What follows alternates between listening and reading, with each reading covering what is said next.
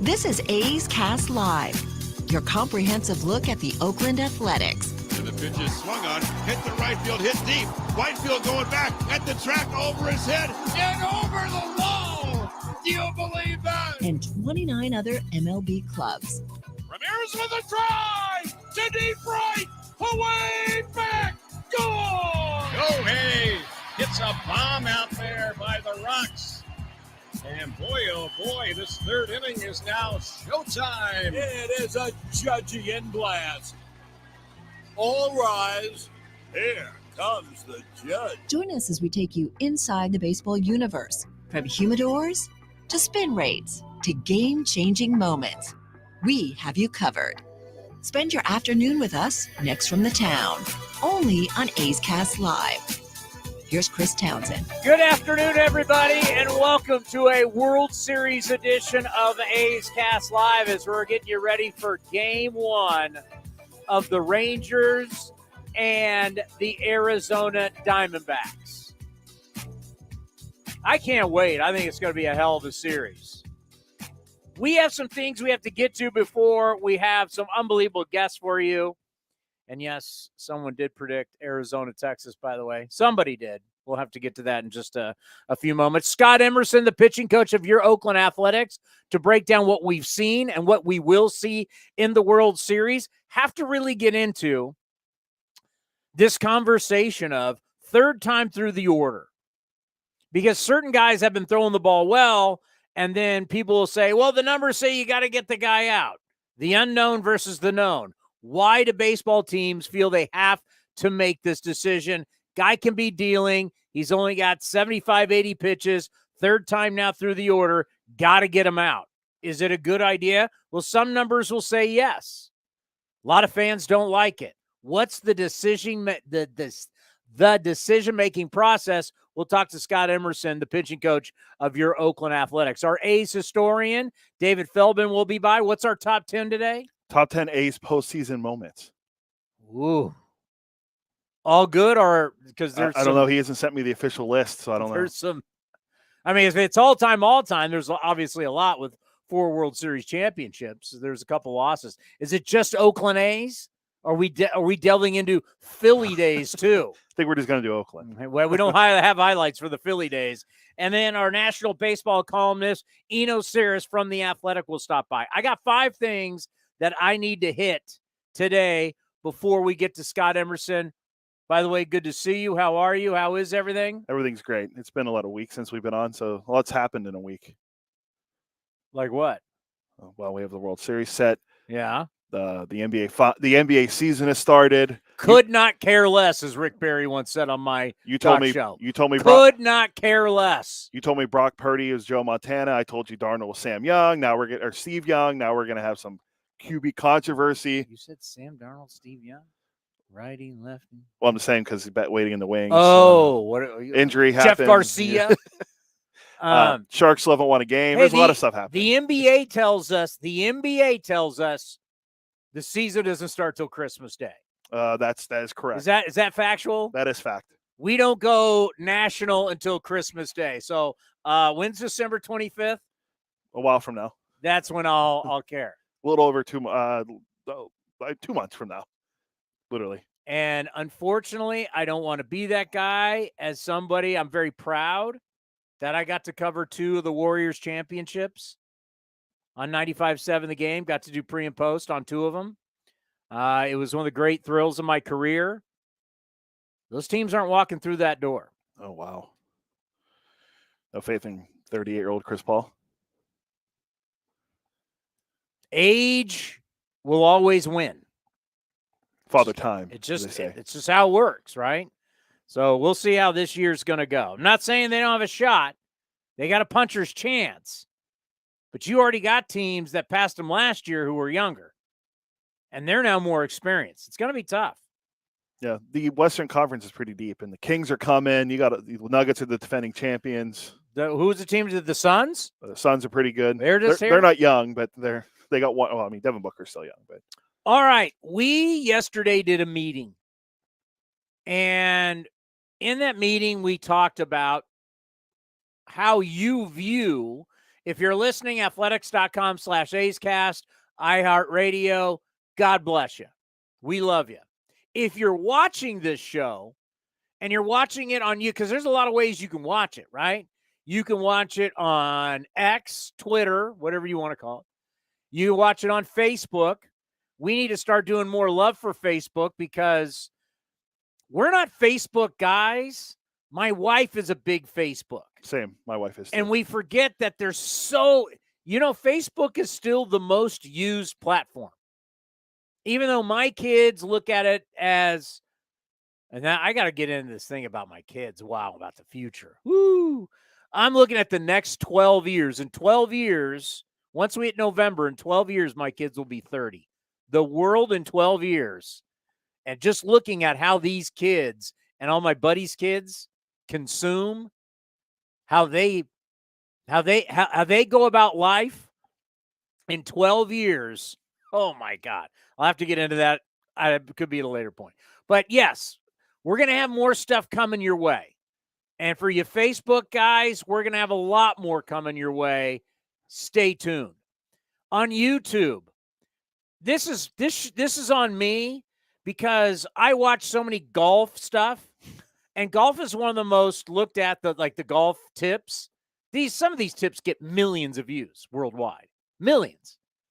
And the guys are always saying, hit subscribe, hit thumbs up, hit subscribe. We never do that. So you know what? That's on us. We got told we're bozos. You need to subscribe. A's YouTube channel. Hit subscribe. All the stuff we put out will get put into your algorithms. The other one, too, as you promoted the video, let's not forget we have a very successful podcast, and the ratings on the podcast, if you just look at Apple Podcasts, we have a 4.8 rating out of 5. It's pretty good. We never promote our own stuff. And we come from radio. We were the kings of schlepping our own stuff. Yeah. It's like we forgot how to do it. Yes. Athletics.com/A'sCast. And we just think because you're here, you get it. But on YouTube, hit subscribe. You need to hit subscribe. Number 2 that I need to get into. Probably the most important thing today, other than the World Series, is our dear friend Ken Korak is on the list for the Ford C. Frick Award, which is the award given to a broadcaster that makes them a Baseball Hall of Famer. It's a part of the Baseball Hall of Fame.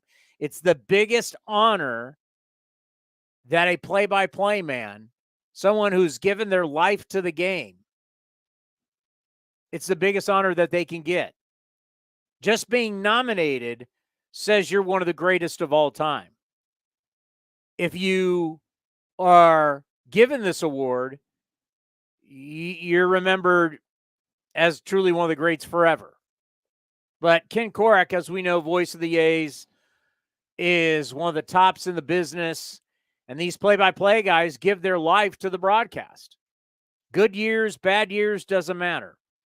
And we know what a good person Ken Korak is, what he means to the A's community, what he has meant to all of us personally in our lives, as a mentor, as a friend, as someone beating me in golf. You'll get there one day. Don't let that age thing, that Korak's ball and clubs do not know how old he is. Don't let him say he's the biggest sandbagger I've ever been around.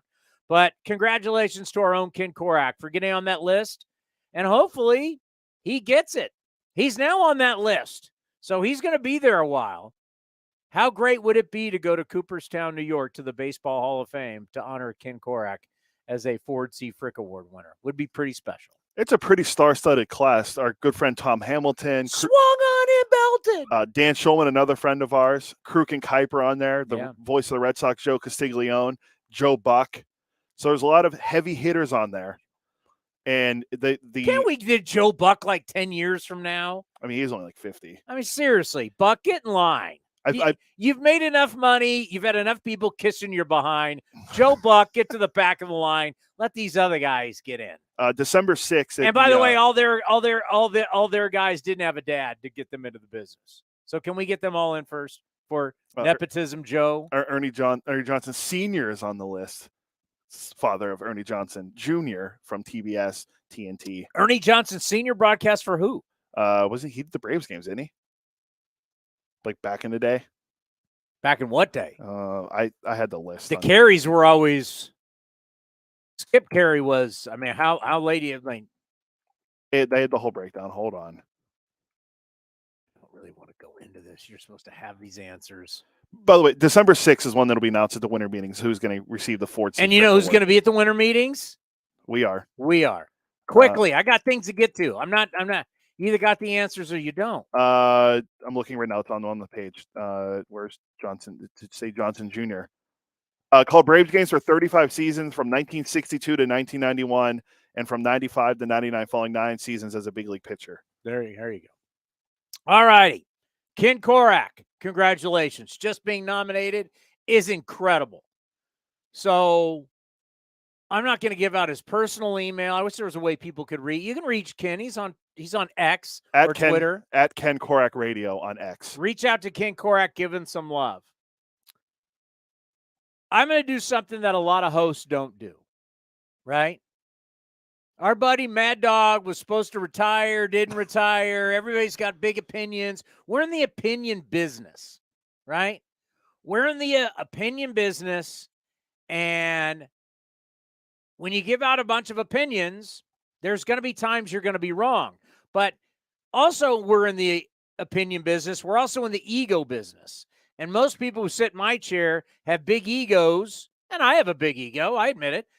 But you never want to admit you're wrong. And that always drives me nuts. Never want to admit you're wrong, right? Always got to be right. Well, I'm here to tell you I need to apologize to the Texas Rangers. Even though I did pick them to go to the World Series, but this is far back. I am 100% wrong, and I need to own up to it. I need to eat crow. I wrecked the Rangers for the signings of Semien and Seager. I thought you gave away $500 million to Marcus Semien, great offensively. You're going to stick him at second base. I don't know how he's going to age. Corey Seager, you gave over $300 million to Corey Seager, who stinks defensively. Like, how's this going to work? I went all in on that. I roasted him. You know what? Nolan, I apologize. I was wrong. I was completely wrong. They had a vision. They put their money where their mouth is. They opened up a new ballpark.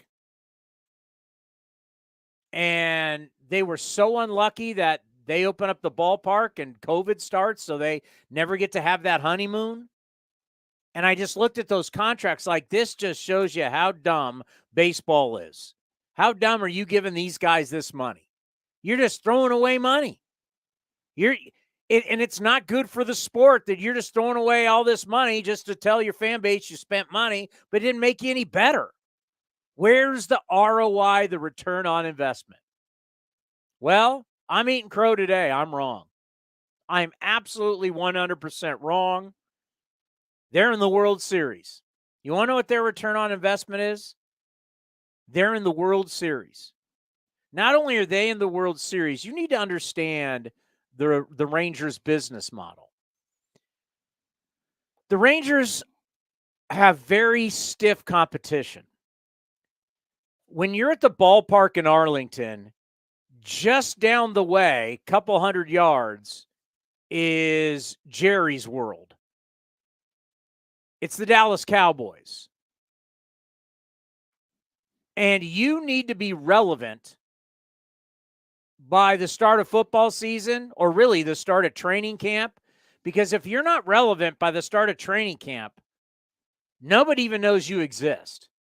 And then high school football shows up, so everybody in Texas is consumed by high school football. They love college football. I mean, in Dallas, you have so many UT grads. You got Texas A&M grads. The SMU's program's kind of been back for years now. You just get swallowed up by football. So you need to be relevant. So they got the new building where they made sure they're going to play all 81 games because they couldn't do that before. That was always a big problem. They have so many storms, so much rain, so much. I mean, it's awful. The weather is awful. But now they're guaranteed every single game. So they fixed that problem. They went out and they spent the money, and now they're in the World Series. And they've made a lot of aggressive moves. So to Texas Rangers and their fan base, I apologize. My opinion was wrong. And I think it's important on this show to have accountability, that if we're going to have big opinions, because you guys might not remember, which I understand, but I went all in on this. Like, you guys got to be the dumbest. Like, I was lambasting the Texas Rangers over these signings. And how do you make these signings worthwhile? You got to win. And you go to the World Series. And now you start to see that return on investment, because when you go to a World Series and if you win it, boy, what that does for you for years to come. It sets you up. You make a lot of money, and it does a lot for your brand. It does a lot for your business, helps business growth, helps everything, right? Like, all of a sudden, you got to realize, I know people don't view us as a business, but we are a business. So when you win, it's easier to sell tickets. It's easier to get sponsorships. It's easier to sell suites. It's easier to do all of the things, spring training, merch, everything that goes on in your organization becomes so much easier. So you know what, Cody? On this day, as a egomaniac talking head, I will admit I was 100% wrong. Their signings, got to give them a lot of credit. And everything that they've done. I mean, even, the Jacob deGrom thing is a disaster, but, they've gone all in and they've been rewarded for it as they're heading to the World Series. So that's number 3 on the list. Number 4, who did you pick out of the ALCS? That would be the. We're not going to bore you with the audio. Who'd you pick? Yeah, the Astros in 6. How'd that work out? It didn't.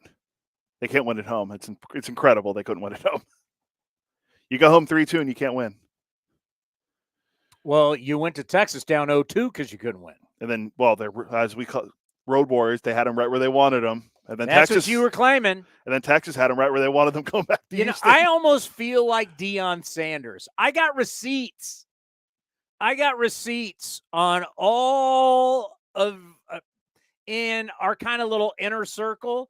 I got all kinds of Houston Astros receipts on my phones and text, because I did pick the Texas Rangers. Because God no, I'm not picking the Astros. And I mean, the whole question for the Texas Rangers is, can they have bullpen? Because they've got a monster lineup, right? They're going to get some innings. Jordan Montgomery Evaldi has been great. Scherzer's nothing, but yeah, the fact that you've got so much out of it, we got the numbers on Evaldi and Montgomery have just been so huge. But if they could get any bullpen, which they have, don't give me the expected bullpen ERA. I almost broke my television today watching MLB Now. But congratulations to Bruce Bochy, friend of this program, who's been on. He was shown the door in San Francisco. Brian Sabian recently did a great interview with our buddy Larry Krueger on his YouTube page. And Brian Sabian basically has, there's not a whole lot of love anymore. I mean, those men won 3 World Series titles with San Francisco. They were shown the door. And as we're seeing with Bob Melvin now coming in, not going to be hard to get the Giants manager now, huh? No. It's a good. He's already booked. We booked Bob Melvin for the winter meetings already, but that was Padres manager. So we will have the Giants manager at the winter meetings. He's booked. Bob Melvin will be joining us in Nashville. We'll get to that also. You know how much we love Bob, and our relationship with Bob will always be close. But it just shows, you ushered Bochy, Sabian out. Look where Bochy is. He's in the World Series. It's pretty amazing. 2 years ago, Texas lost 102 games. 2 years later, they're in the World Series. 2 years ago, the Giants won 107 games. 2 years since, the Giants haven't been over 500. And then I picked Arizona. We both did. Now you want to? Check your receipts. To be right. Check your receipts. Love, trust, and on the back of this, I've written it. Torey Lovello told us, Love, I have the video if you want to play it. trust, commitment, and effort. I don't have time. I'm trying to get through all this. Love, trust, commitment, and effort. I'm so happy for the Arizona Diamondbacks. I'm so happy for baseball. This is great for baseball. Immediately, we have a lot of people who cover our game from a data standpoint who do not understand what they say on X Twitter. They don't know what they're talking about. If people don't know, it is okay if somebody from the Northeast or Los Angeles does not make the World Series. It is okay. It is okay for the game. If a lot of you don't know, the 4 teams that we just had in the League Championship Series are all top 12 television markets. Now, you look at what people are saying on Twitter. Oh, my God, this is the worst thing ever. I mean, oh, my God, these things. Do you not realize that the Texas Fort Worth area is the 4th largest television market in the country? Or, excuse me, Philly is the 4th largest. Dallas, Fort Worth is 5th. You had 2 of the top 5 largest television markets in this. Houston is a monster city. They're like the 4th highest population. They're 10th in television markets. Now, just put it this way. Philly and Dallas are both bigger than the Bay Area. We're 6th on the list. So we think of ourselves, oh, wait, and a lot of people say, you're 4th. We're not 4th. Television market, we're 6th. Philly's 4th. Dallas is 5th. Houston's 10th. And people act like Phoenix is podunk. Phoenix is 12th. When you start looking at Phoenix, Scottsdale, Tempe, Mesa, they've got millions of people down in the Valley of the Sun. That League Championship Series made up of 4 of the top 12 television markets in the country. And oh, by the way, as Cody sent me yesterday, I don't know if you have it off the top of your head, ratings were good. Ratings were up. Yeah, it was Diamondbacks Phillies Game 7 neared the 9 million viewer mark, most watched postseason game excluding the World Series since the Braves Dodgers Game 7 in the 2020 bubble. LCS viewership not only finishes up from last year, but reaches a 5-year high. Now, I'm not sure with all the way, like, I was watching on my phone. Like, all the different ways, all the different platforms we can watch the games now. I'm not sure how they track everything. It just goes to show people are watching. And it's not doom and gloom. And now you have, oh my God, this is you have the fifth largest television market going up against the 12th largest, right? It is amazing how people have tried to make this out like this is some podunk matchup. You're like, no, when it comes to, and you know what? I think this is great for baseball because we're talking about today, we're talking about how good these teams are. We're talking about the managers. We're talking about the players. We're talking about the stories. You know what we're not talking about? Front offices. We're not talking, so much like, oh my God, Theo Epstein is so brilliant. Oh my God. We're not talking about the baseball nerds. We're talking about the players. We're talking about the sport. We're talking about, how people have overcome, how people have gotten here. And that's what we love. We're talking about baseball, the actual sport of baseball. That's where football is so brilliant. Football, no one's talking about the guys up in the luxury suites, the analytics guys. No one talks about that during a football game. You're talking about the blocking, the stories, the hard hits, the touchdowns. You focus on that. We're focused on that. We're not focused on data. We're focused on the baseball stories. These are managers. We know Bruce Bochy is a great leader of men.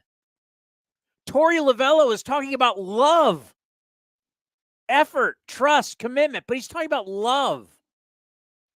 What's the analytic? We'll ask. Well, I've asked Eno Sarris multiple times now. He's never given me the answer. Give me the analytics for love, trust, commitment, and effort. What are they? They don't have that.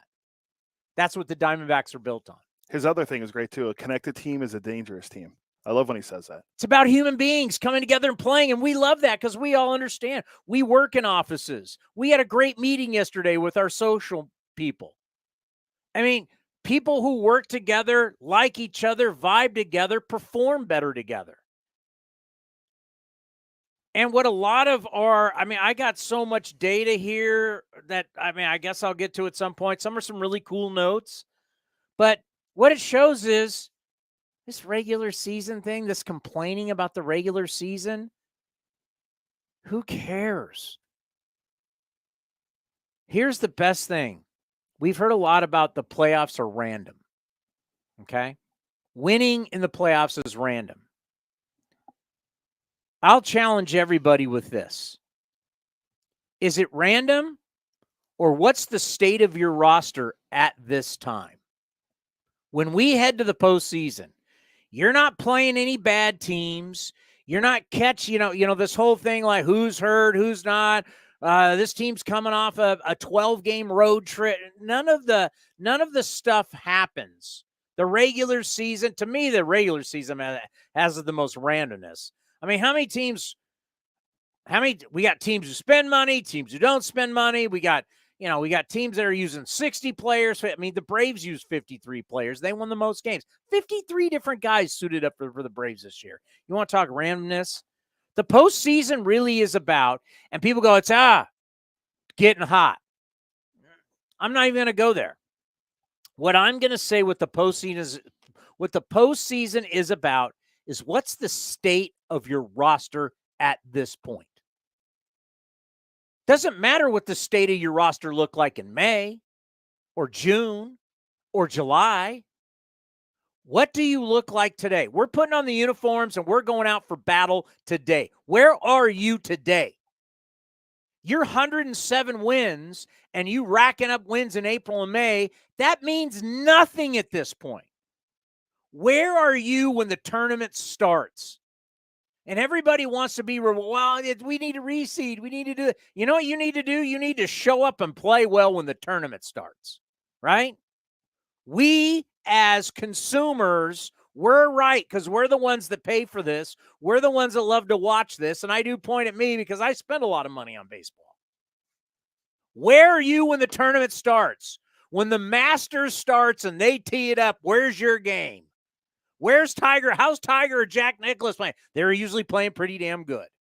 Don't tell me how good you were in April. Don't tell me how good you were in May, in June, and I'm not giving you some major reward. I'll give you home field. By the way, you want to know how home field worked this year, folks?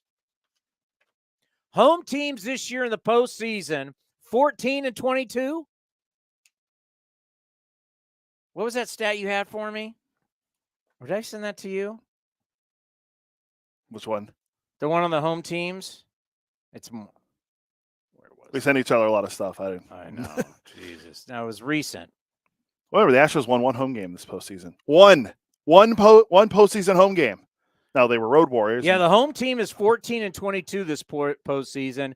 That's a 63-99 pace for 162. Home team was terrible. We gave you home field advantage. Like, how much more advantage do you need? Do you want the other team to play with the right arm behind their back? Do you want to start with a 3-run lead? Like, what do you need?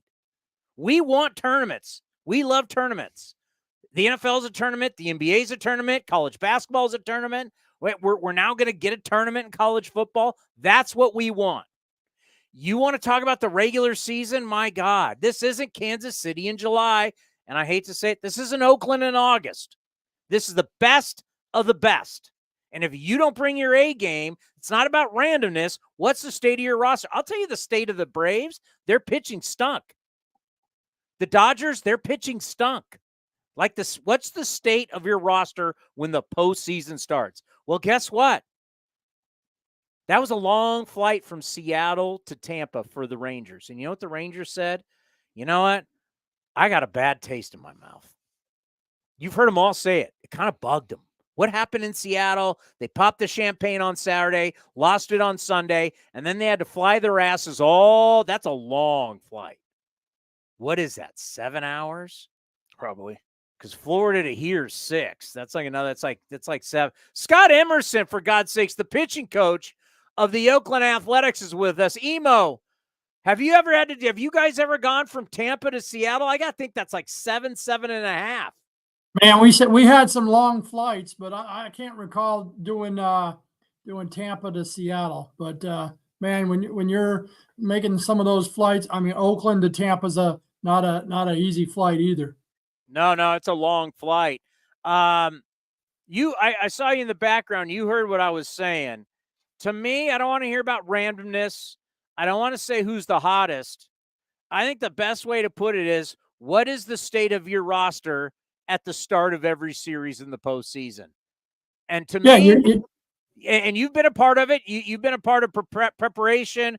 Just talk about how you guys going into the postseason, you've been through it, scouting the other team, scouting your own team. Stop talking about the randomness. It's like, where is your roster right now when the tournament starts? Yeah, I think, I think you nailed it with a home field advantage. I think when you get into that playoff, scoring first is important. Try to get out of the gate and score first and hold the lead.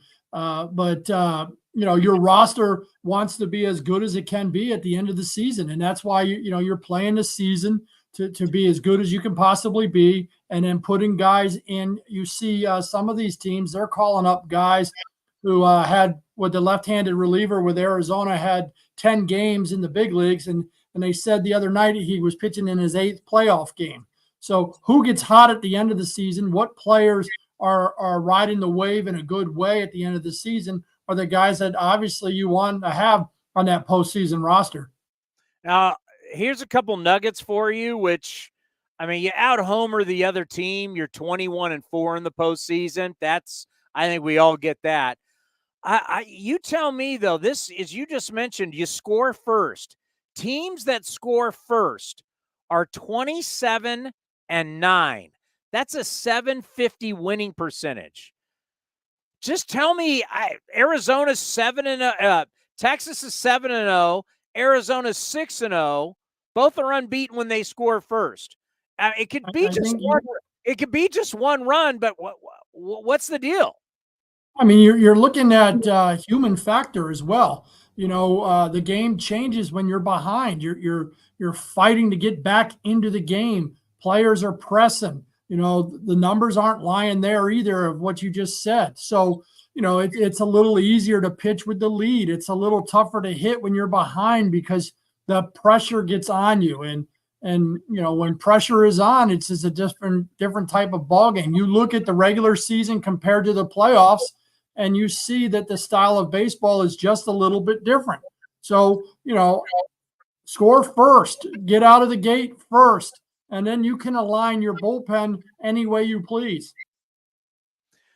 And bullpen has been really a great story for both of these teams because Arizona found their bullpen. Their bullpen's been real strong. And Bruce Bochy, I mean, he's coming in here with the most blown saves we've ever seen for a team in the World Series, what they had during the regular season. But all of a sudden, Bruce Bochy has found a couple guys, Leclerc, obviously, Spores. He's found some guys that he's been able to rely on. But both these bullpens, I mean, you don't get here without these bullpens making it happen. Yeah, I mean, you look at the teams that we had in the playoffs and how good our bullpens were. And, bullpens in general, unless I've seen it wrong over the last few years, but have won 51% of your games. So they're right in the thick of the game. It's important that first guy that comes into the game shuts that game down. He doesn't get as much credit as that guy who's closing the game at the end, but sometimes you need that closer to be that first guy in who kills the other team's momentum. And I think that's going to be important for both teams leading into this World Series is what reliever can come in and kill the momentum of the other team. Arizona, 2.76 ERA this postseason. Texas with a 3.72 ERA. So definitely, and that kind of becomes for Bruce Bochy the question, and something I do want to get into with you today about third time through, a pitcher going third time through the lineup.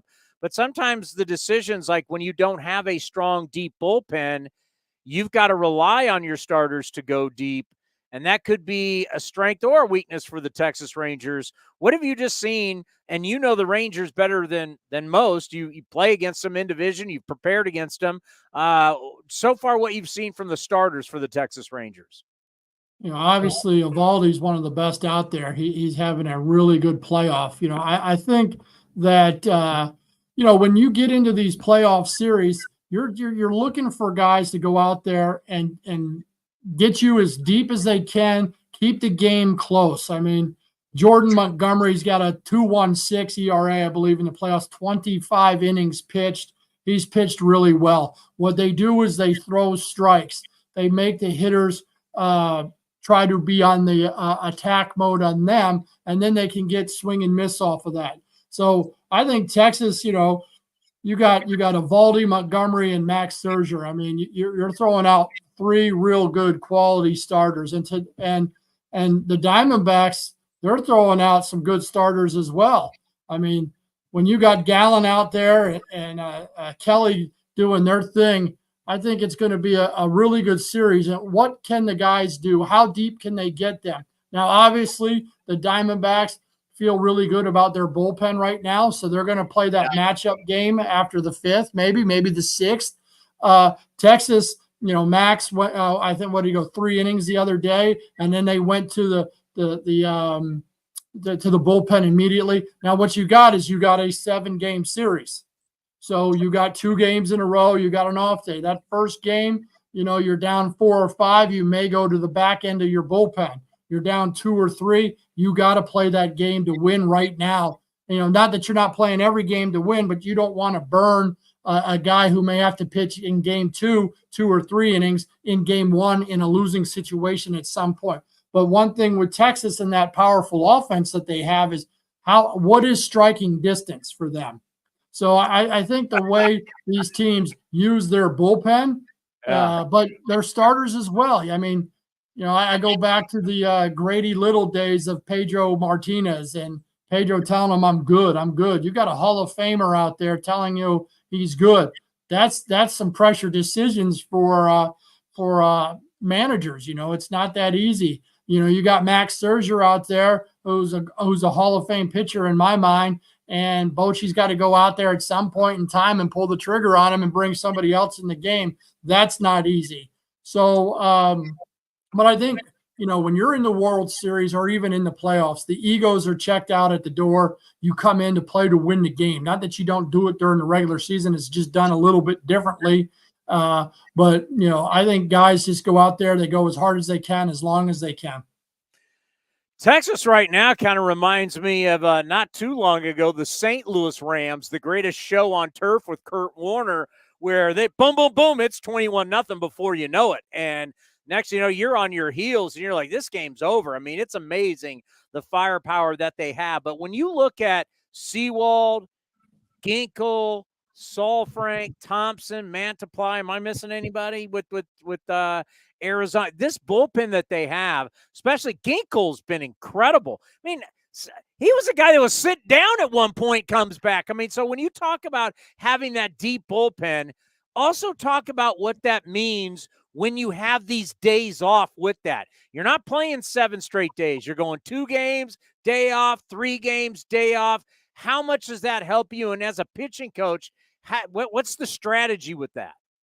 Well, I think, it's talking to the pitchers before the game. Are you good? I mean, I remember Liam Hendriks in our playoff series against the White Sox.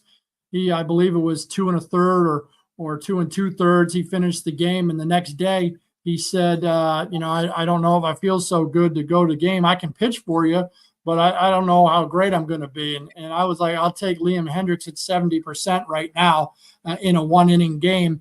And that next day he went out there and he was throwing 100 miles an hour harder than he's thrown all season, right? So the adrenaline to be able to talk to your guys. And Grinkle, this guy's pitched in 8 games already, 9 innings in the playoffs. He's punched out 13 and he's walked 2. This guy's a go-to guy right now. This is somebody that I believe that, you want to get the ball to guys that are hot, and like I said, with the starters, the game has changed. I know we talked about third time through, but when you're in a 7-game playing for the World Series, playing for that ring that everybody, grew up thinking about. It's, how are we not going to let the game get out of hand? Are we going to have guys warming up? Even a guy that's having success and he's in the 4th inning, but there's a matchup issue, 3 or 4 hitters down, you have to be ready for that situation. Because if the matchup says this guy is way better than the guy on the mound, it's something that you got to consider. Now, your eyes will tell you things as well. You're watching the game. You got to, that's why managers get paid the big bucks.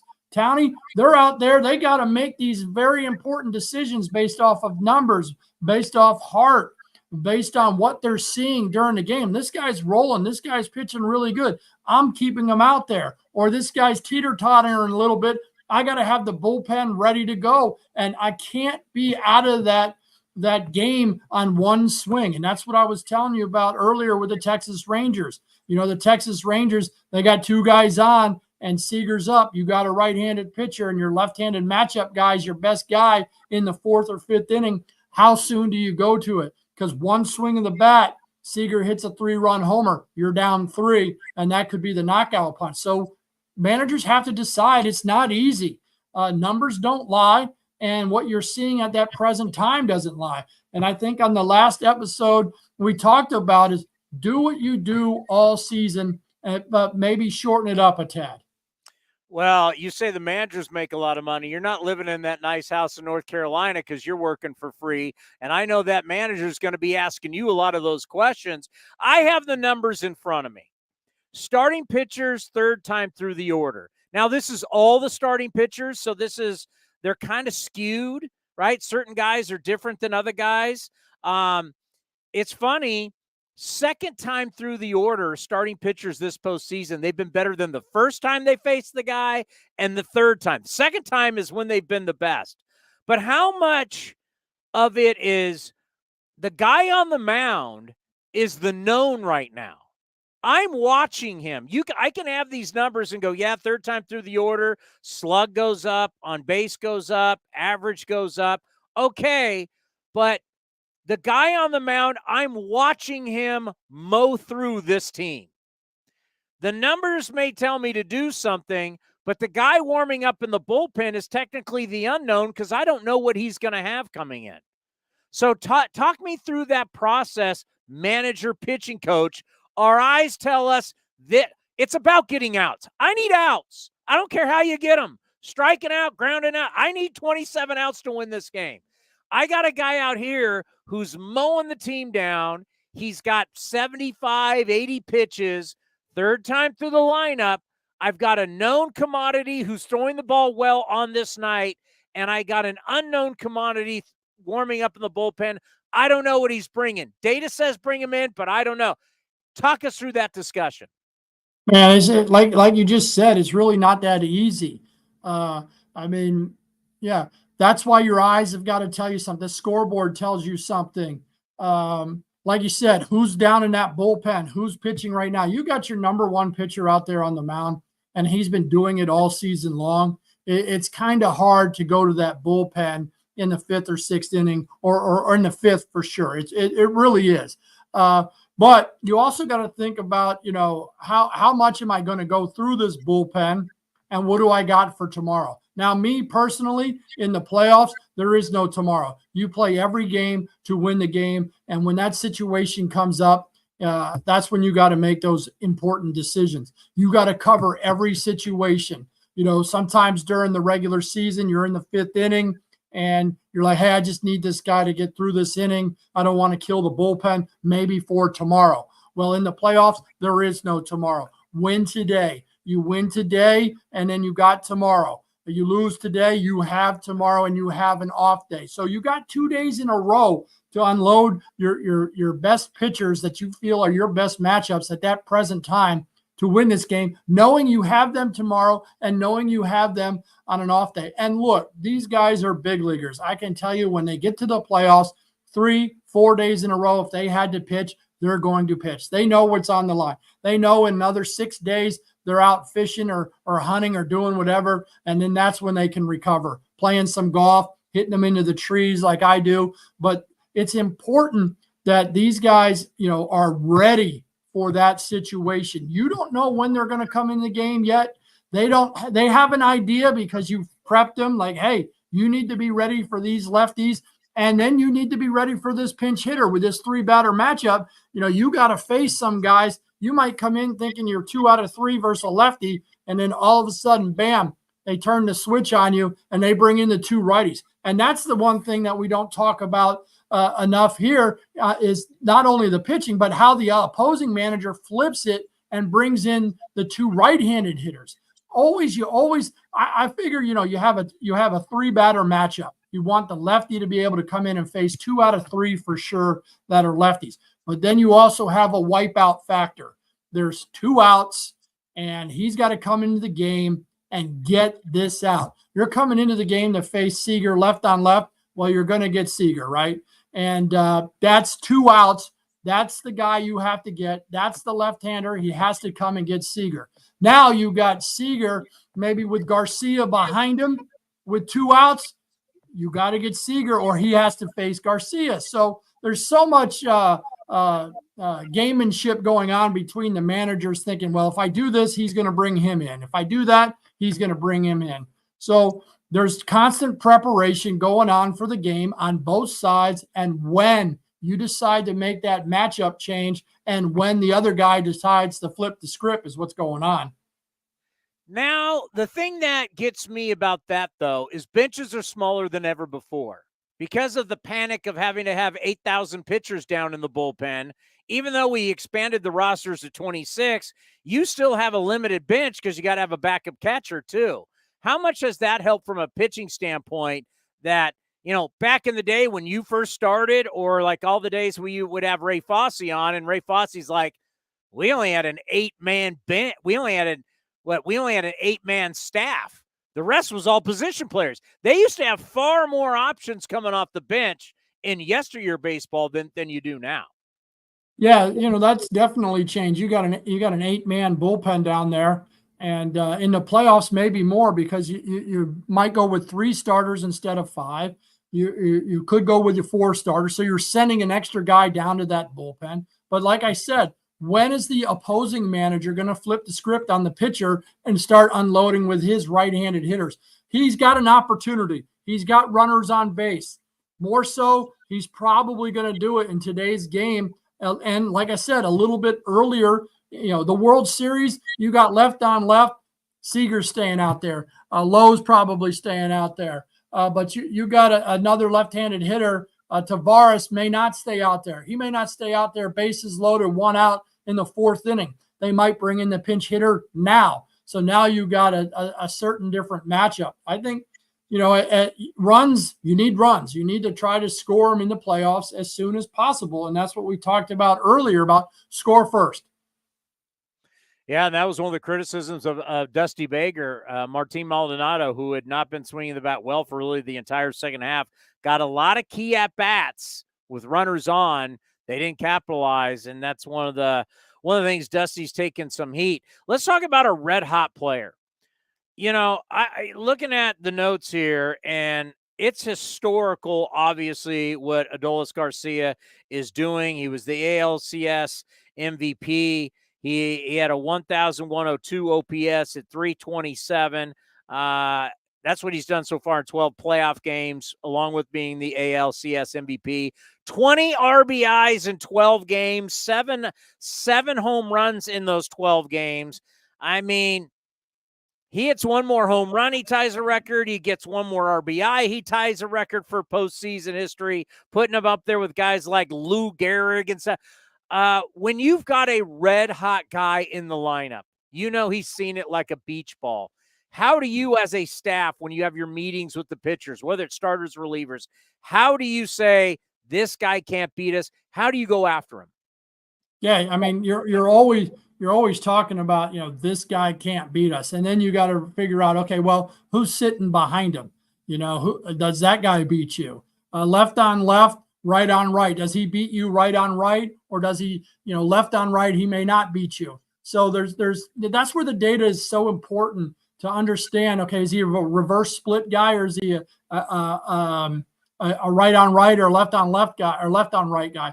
But you're trying to always avoid damage. I've always believed that good pitchers can attack a hitter's weakness with a strength. If he doesn't have a strength and you got to go strength on strength and you got bases open, you may be hoping he chases more pitches than not. You're pitching a little bit more to the shadow zone and deep in or down and away off, hoping he's anxious and he chases. Look, he wants to swing the bat. We all know that. He's got one homer, you say, one RBI away from records. I mean, He probably knows that too. Maybe he's going to be over aggressive. The best hitters in the game take what you give him.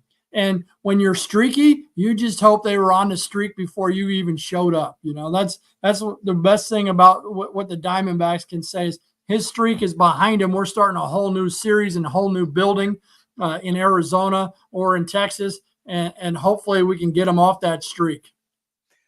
Did you know that this is the first ever World Series where both teams play, I've never heard this, climate control venues? Wow. That's awesome. The humidifier, right? No, it's the retractable roof. And they got, we're on turf. We're on turf fields. Both have roofs open and closed. I'm guessing they're going to keep the roofs closed. I know Texas played one game of the playoffs with the roof open. Does that make a big difference? I don't know. I think that probably during the day it does, especially in Texas. Is it the wind? In Arizona? Is it wind? No, I don't really feel the wind in those places because how high their stands are in the wall, and same thing in Oakland. I don't really feel the wind in Oakland because of Mount Davis and how high the sides are. It's when the center field is kind of open, and then I feel like some fields the wind can come in and twirl around a little bit. But I doubt it in Arizona and Texas because they do have back walls. I'm thinking you're from Arizona. Open up the roof. It's beautiful this time of year. That'd be awesome. Man, no, keep it closed. Too dang hot. No, it's probably great weather in both spots right now. Yeah. This is their best time of year. This time of the year, you look at the desert, whether we're talking Arizona, the Southwest, this is the best time of the year for their weather, right? So it's like, open up the roof, no question about it. Probably high 70s, low 80s. When you think about, so much of baseball has been about how smart people are. And I'm not trying to get on that. Analytics are important to all business. I try and tell people that we in the restaurant business have data and analytics. Everybody uses analytics. Everybody uses data, whatever you want to say. But sometimes it's been overblown. And when teams have success, they want to give all the credit to that. I kind of like the fact that this World Series, because I know how important you think analytics are, but how you help your pitchers mentally, how you help them grow as men, as people. You're a teacher. I think about leaders like Bochy, Torey Lovullo. Torey Lovullo's talking about love, for God's sake. Love. How many times do we ever hear teams talk about love? I like the fact that we're talking about the stories of baseball, about playing baseball, and we're not talking about spreadsheets about these two teams. Am I right or wrong on that? Well, I mean, for me, analytics has been around forever. It just was called stats. It's just changed. There's numbers that have just changed. You have to value the numbers because the numbers at the end of the season just don't lie. But what you have to do is you got to prioritize your numbers, like what's happening in the present. Doesn't always mean what's going to happen in the future, and doesn't always mean what's happening in the past. That's the one thing that you really have to kind of look at is how far am I going to go in advance, or how far back am I going to look at a hitter's statistics, and how much video am I going to look at in bat? Like I said, the good hitters change. They're constantly changing. They're making adjustments. They like I'd be looking at Garcia's swing path, where he's standing in the box right now. What's he doing different? He's got to be doing something. Maybe it's just mental, maybe, but there's probably a physical part of it. So has Tim Hires changed his swing? Has he done something approach-wise? Is he taking more pitches early in the count? Is he laying off more breaking balls? Those are the analytics that you have to look at as well. And analytics is a huge part of the game. It's just what numbers are you putting first?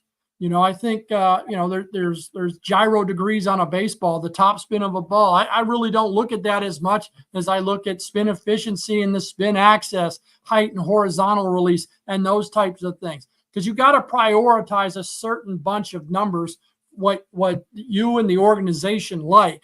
And then there's just some numbers where you just kind of throw it out the door, and they're not as important to you.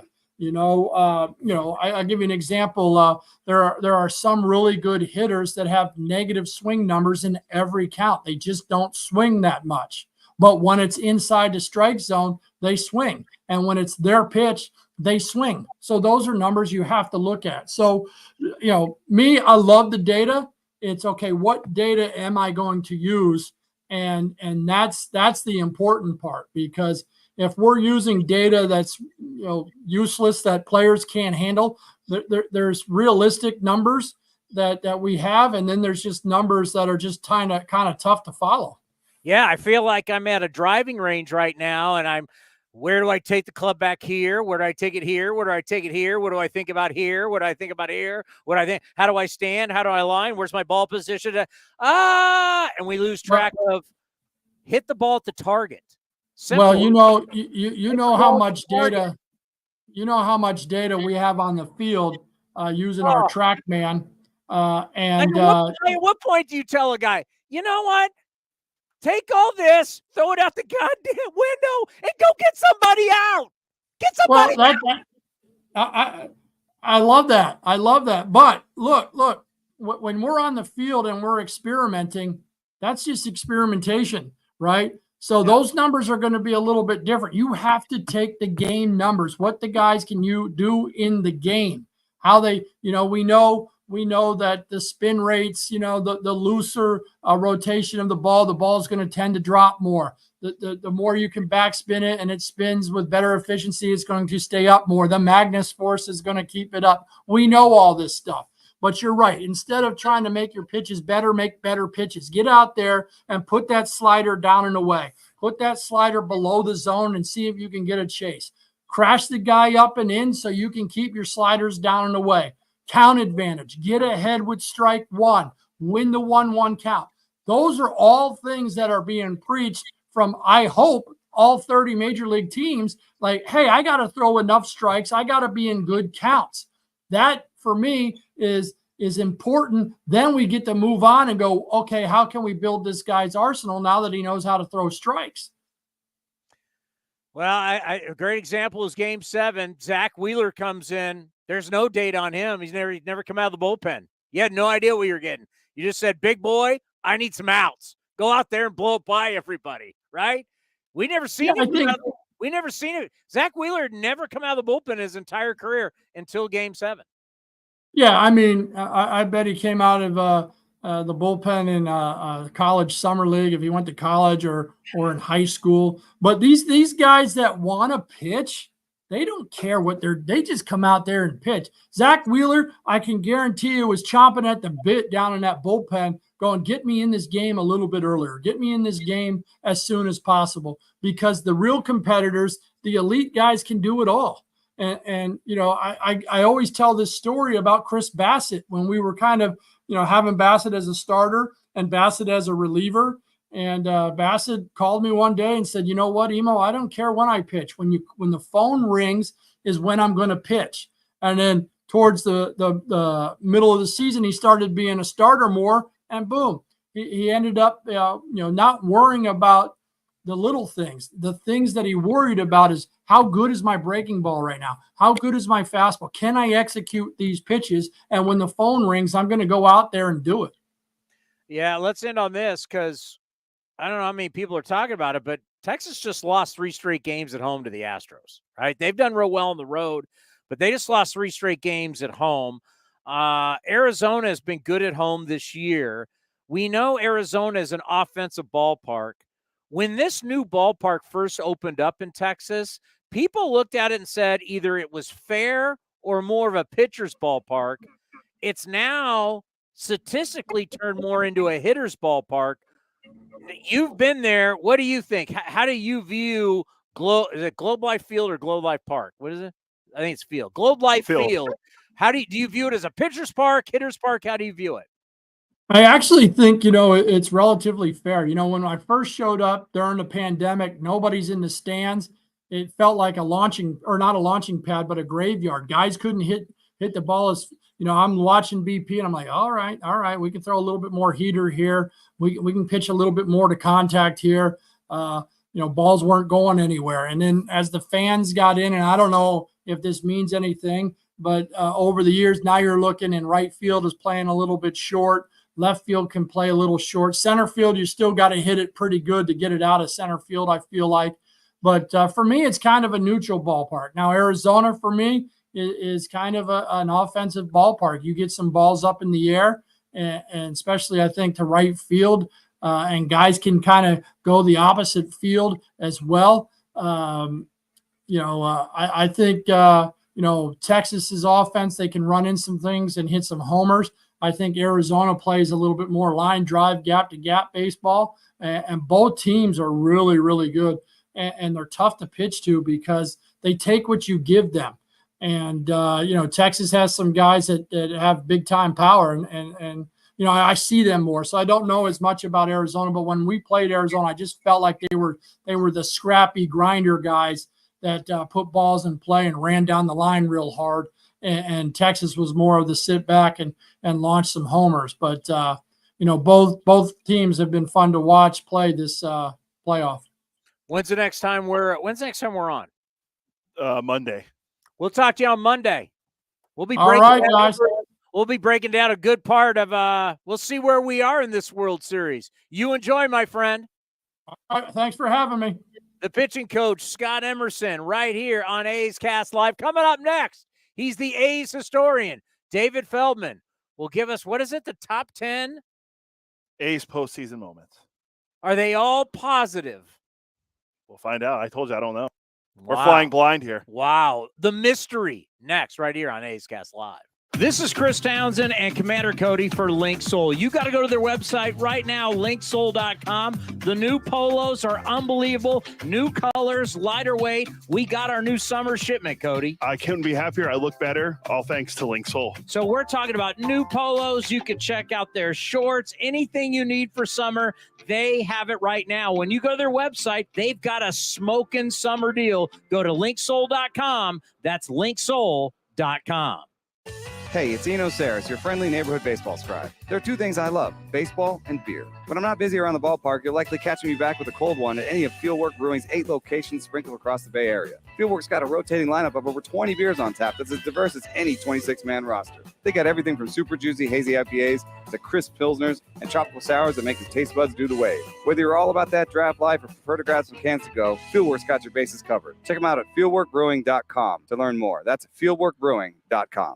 Thanks to the Xfinity 10G network, my little brother's friends won't leave our house. When I was their age, internet with basically no interruptions was a pipe dream. You sound like my grandpa. Now through December 21st, new customers can get 1.2 gigabit internet for $25 a month for 2 years with no annual contract and Wi-Fi equipment included when you add Xfinity Mobile with unlimited data at regular rates. Switch today. Requires paperless bill and auto-pay with stored bank account. Restrictions apply. Taxes and fees extra. Xfinity Mobile requires Xfinity internet. After promo, regular rates apply to internet service and Wi-Fi equipment. Actual speeds vary. If you're looking for a new mattress, Nest Bedding has you covered. Sleep on the same mattress Hall of Famer Ricky Henderson sleeps on. Nest Bedding is the #1 brand of online mattresses and the Bay Area's favorite mattress store. Take home the Easy Breather pillow. The New York Times calls it their #1 pick. You can navigate their easy-to-use website, nestbedding.com. That's nestbedding.com. Green and Gold fans, use the coupon code Oakland and you get 10% off your entire order. Nest Bedding, love where you sleep. Streaming from the town, A's Cast Live continues with Chris Townsend. David Feldman is with us here, our A's historian. Of course, works around the broadcast. He's a MLB official scorer. He, at this point of the season, is knee-deep in Pac-12 football. taking care of the Pac-12 network. Am I missing anybody? No. Right now, babysitting the Pac-12 network as we're in our final season, which is just sad. It is sad, but you're still doing a great job in bringing us the games, and it's an interesting season in the Pac-12, no doubt about it. Deion's starting to call out his team. He's got receipts on his own team now. Yeah, I like Deion a lot. We had a Colorado game a couple of weeks ago, and he was great with us. I got him talking baseball, which was a lot of fun, and he was talking about one of his few regrets was not playing baseball full time, just seeing what that would have been like. And he was terrific. But he's, it's a tough first season. You get off to a great start. You're the talk of football. You're on the cover of Time magazine, but your team's really not that good yet. I mean, the players that he has, these are not all D1 players. They will be, the recruiting and the transfer portal and everything else. He's going to have a heck of a team, but it's still growing pains. And having all that success early, I think, makes these growing pains hurt a little bit more. He so gets it. I mean, obviously, Deion has been in the spotlight ever since his days really in high school, then at Florida State, then as a number one pick, NFL Hall of Famer, then working for the NFL Network. He's just so good with the media. Asks about, tough battles, tough this. He goes, I've been divorced twice. You kidding me? I know all about confrontation. I was like, you know what? Exactly. This is college football, man. I've been through way more than this. I absolutely love. Hey, your Trojans, their defense stinks. It still stinks. Your Trojans stunk last year on defense. San Jose State, we exposed it week 1. Now Utah. SC gets all these recruits where they can't get guys who tackle. Again, first, not my Trojans. Never been a USC fan. Never will be a USC fan. Who is can you have, as someone who works for the network, can you have a favorite Pac-12 team? I think there's teams that we root for more than others. I think that's fair to say, just because of, growing up in Pac-12 country here in the Bay Area with Cal and Stanford, there was always a feeling for those schools first, and you want those schools to succeed. And then always hating USC. Firstly, as a kid growing up, I hated USC because of their colors. That's what you hate when you're a kid. I didn't like that maroon color, so I'm not going to like USC. But their defense is terrible. Lincoln Riley is sort of a weak head coach. Some of the stuff that he's been pulling down there in LA might get away with that in Oklahoma. As Bo Walton will say, in some truck stop town, you can get away with that stuff. Can't get away with that stuff in LA. You're getting called out trying to control the media and this other stuff, and it's coming back to haunt him quickly. He's got problems down there, and they're at Cal this weekend. This has always been a big rivalry. I would not be surprised if Cal pulls the upset. I really wouldn't. I think Cal could win this week. What? Yeah. My yearly trip to Berkeley to see Cal and USC. Whoa. We could we'll talk off air about that, because there could be some I got kids going to college. This could be an interesting thing. One more thing about the Pac-12, when we talk about our Bay Area teams, there's still a lot of rumblings and not people happy in the ACC. That is a conference, I don't know if you or Cody knows, is on the Atlantic. They're over there there's the Atlantic Ocean. That conference way over there. That's teams like Boston College and Pitt and Wake Forest. You ever heard of Wake Forest? The Demon Deacons. There's still a lot of talk about how they're not thrilled with everything going on. I don't know how I should put it. How solidified, how guaranteed, like the Stanford Cal ACC thing. Where are you at on that? Yeah, it's, a lot of the ACC schools didn't want to expand, and the only reason they were able to vote for it was they were going to get more money. As always, that's what makes all the decisions, right? Money.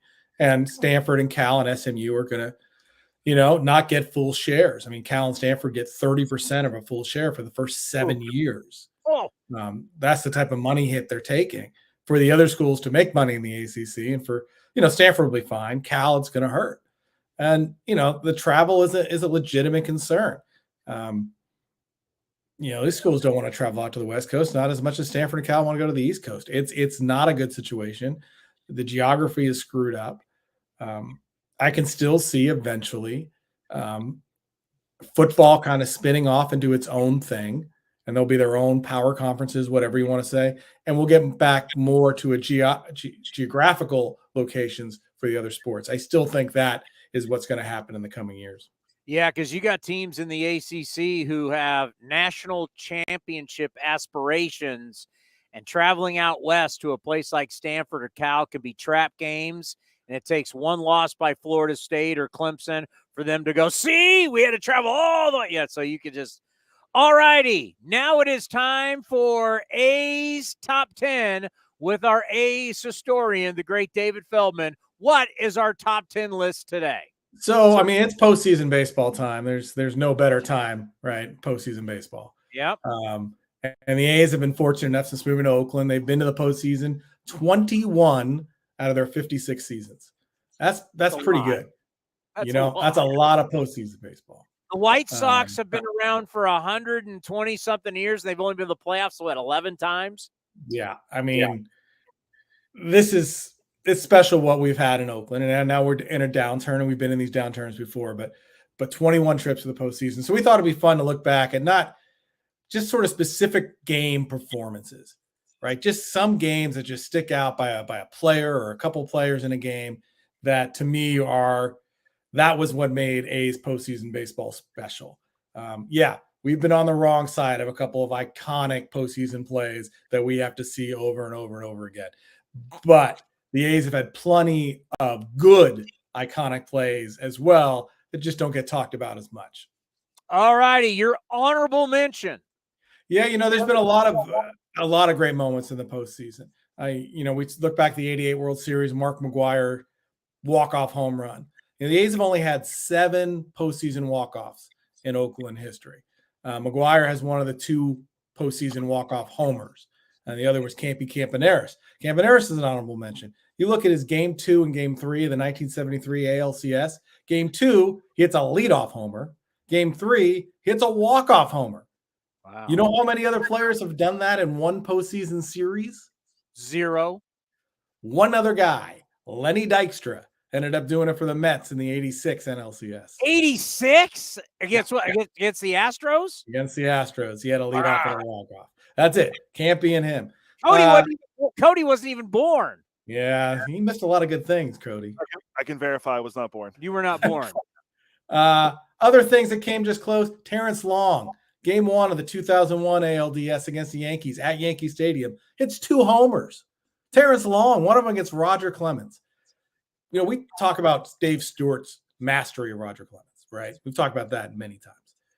But you look at Roger Clemens' career against the A's in the postseason. He's pitched against the A's in the '88 postseason, the '01 postseason. We're talking 14 seasons between, postseason appearances. He's made 7 starts against the A's in the postseason. 0-4. His team is 1-6. He's got a 5.56 ERA. It wasn't just Stewart that owned Roger Clemens. The A's had much success against Roger Clemens in the postseason. And that's against clean and dirty Roger Clemens. That's exactly. That's both versions of Roger Clemens. Allegedly. So, great moments. Vida Blue, Game 5 of the '72 ALCS, comes out of the bullpen, 4 shutout innings. Dave Stewart, who will show up later in this list, but one of the great games was Game 5 of the 1992 ALCS. The A's lose a heartbreaker in Game 4. They blew a 4-run lead. Brutal game. That's the Alomar homer game. Game 5 back to Oakland, and all Dave Stewart says to his teammates is, pack your bags. We're going back to Toronto. And he goes out there and throws a complete game and beats them. That's Stu. That's unbelievable. Third time through the order, you didn't take him out in the 5th inning? He didn't take him out. Stu wasn't leaving. He wasn't going anywhere. Yeah, but the numbers say. Yeah. The numbers don't measure heart. Yeah. Don't even get me started on that. All right, number 10. Number 10, we're going to go recent. We're going to go Game 3 of the Wild Card Series in 2020. The game that no fans were at. And I was lucky enough to be there in the stadium, and I can promise you it was the most intense atmosphere I've ever been in a ballpark where there were no fans. This is the do or die game. The A's lost how many in a row at that point? 9 do or die games in a row at that point. This has been their kryptonite.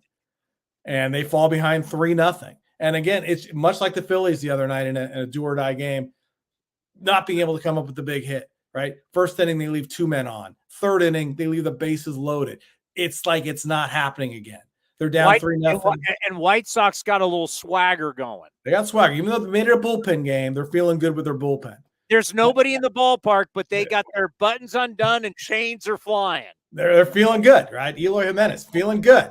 Bottom of the fourth, 2 outs, runner on first, and Sean Murphy homers. And it changed everything. And that homer makes it 3-2. But the A's aren't done yet. They rally, they load the bases, they get 2 bases loaded walks to Canna and Pinder. They take the lead. White Sox tie it. Frankie Montas. I'm like, oh, here we go again. Bottom of the fifth, another 2-out rally though. A walk, a catcher's interference, another walk loads the bases for Pinder. Now, Pinder is the worst bases loaded hitter at that time in baseball history. Coming up to the plate with the bases loaded, he was the worst. 2 for 35 Ooh. with 19 strikeouts. Oh, God. The only player close to that was Clayton Kershaw, who was 2 for 33. You might not know this. Clayton Kershaw is a pitcher. That is a great stat. You're only worse than Clayton Kershaw. That's fun. That is fun. Unbelievably, Pinder comes through. Base hit through the left side, gives the A's the lead, and then it's Wendelken, Trevino, Diekman, Soria, and then Hendrick finishing it off. Final 4 innings, shutting him out. But for Murphy and Pinder to come through with big hits in a do-or-die game, something the A's hadn't seen since Game 7 of the 1973 World Series, that to me, that's number 10. Those performances stick out. It's hard to believe that Kershaw's come up to the plate that many times with the bases loaded. Well, he was one of those guys who got to face the order more than twice, too. So he got to be in the games a little longer. I mean, you talk about someone who didn't help themselves. No. All right, number 9.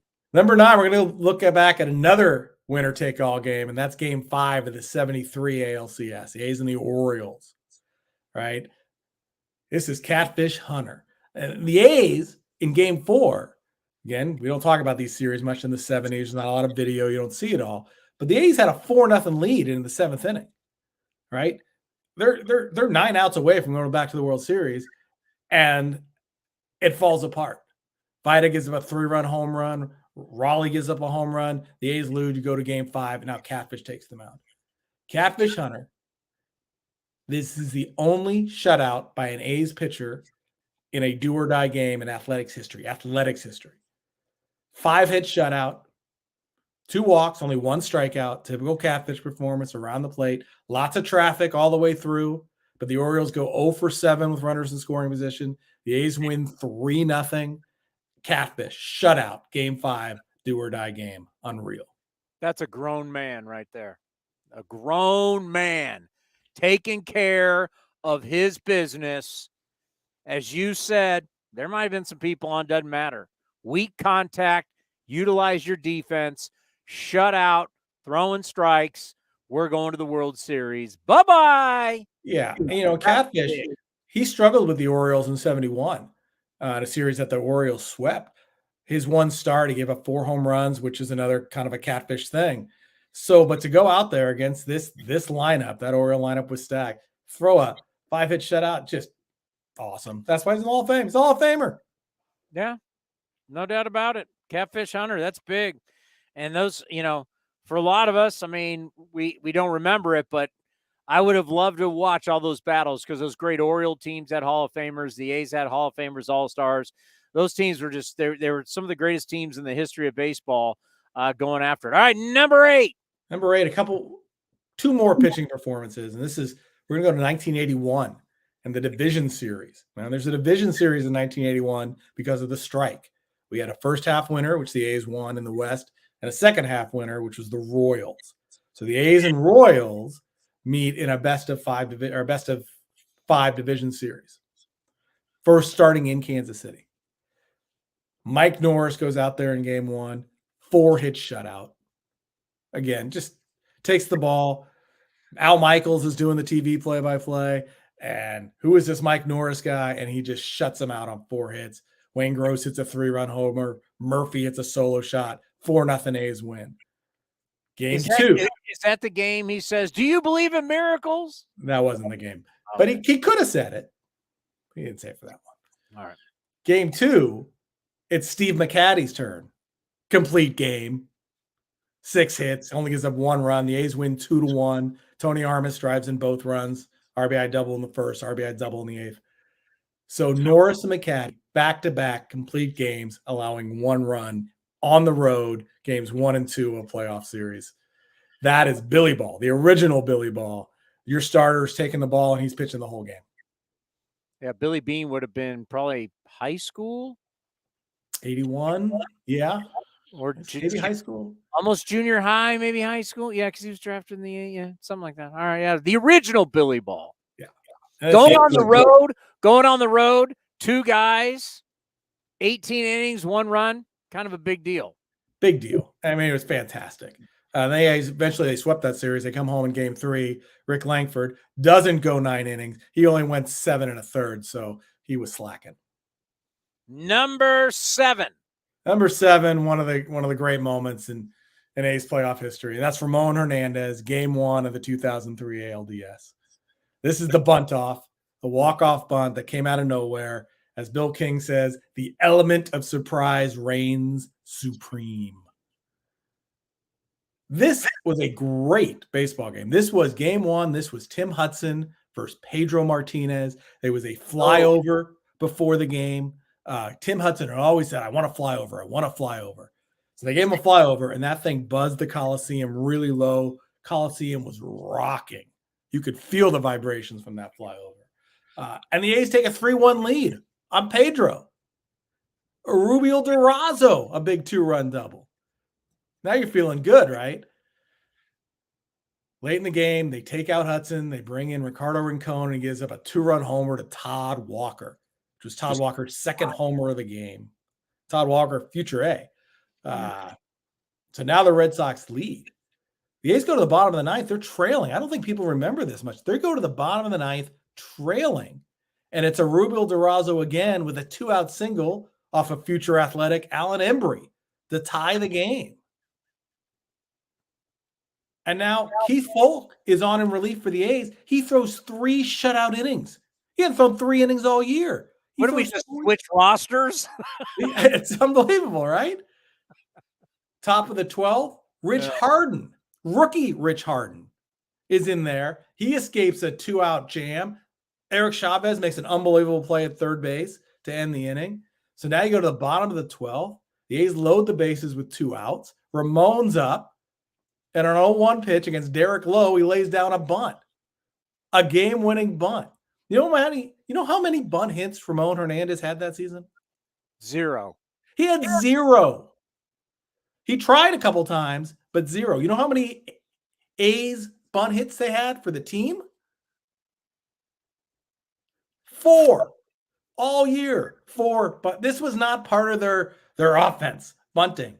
No, wasn't allowed. By the way, how many catchers in the history of baseball have a walk-off bunt hit? Yeah, him and Jake Taylor from the Indians when they beat the Yankees in that 1-game playoff. That's great knowledge right there. You know, Willie Mays Hayes scored from second. That was a beautiful play. You may run like Mays, but you hit like Jake. The fact you just brought up Jake Taylor, that's incredible. That's incredible. That was a game. Game 1, Ramon Hernandez, Jake Taylor. The old walk-off bunt. Walk-off bunt. I love it. You know why I love that? Because it's like all those different post-game shows where I got to listen to callers and stuff, and I go, listen, baseball is a game.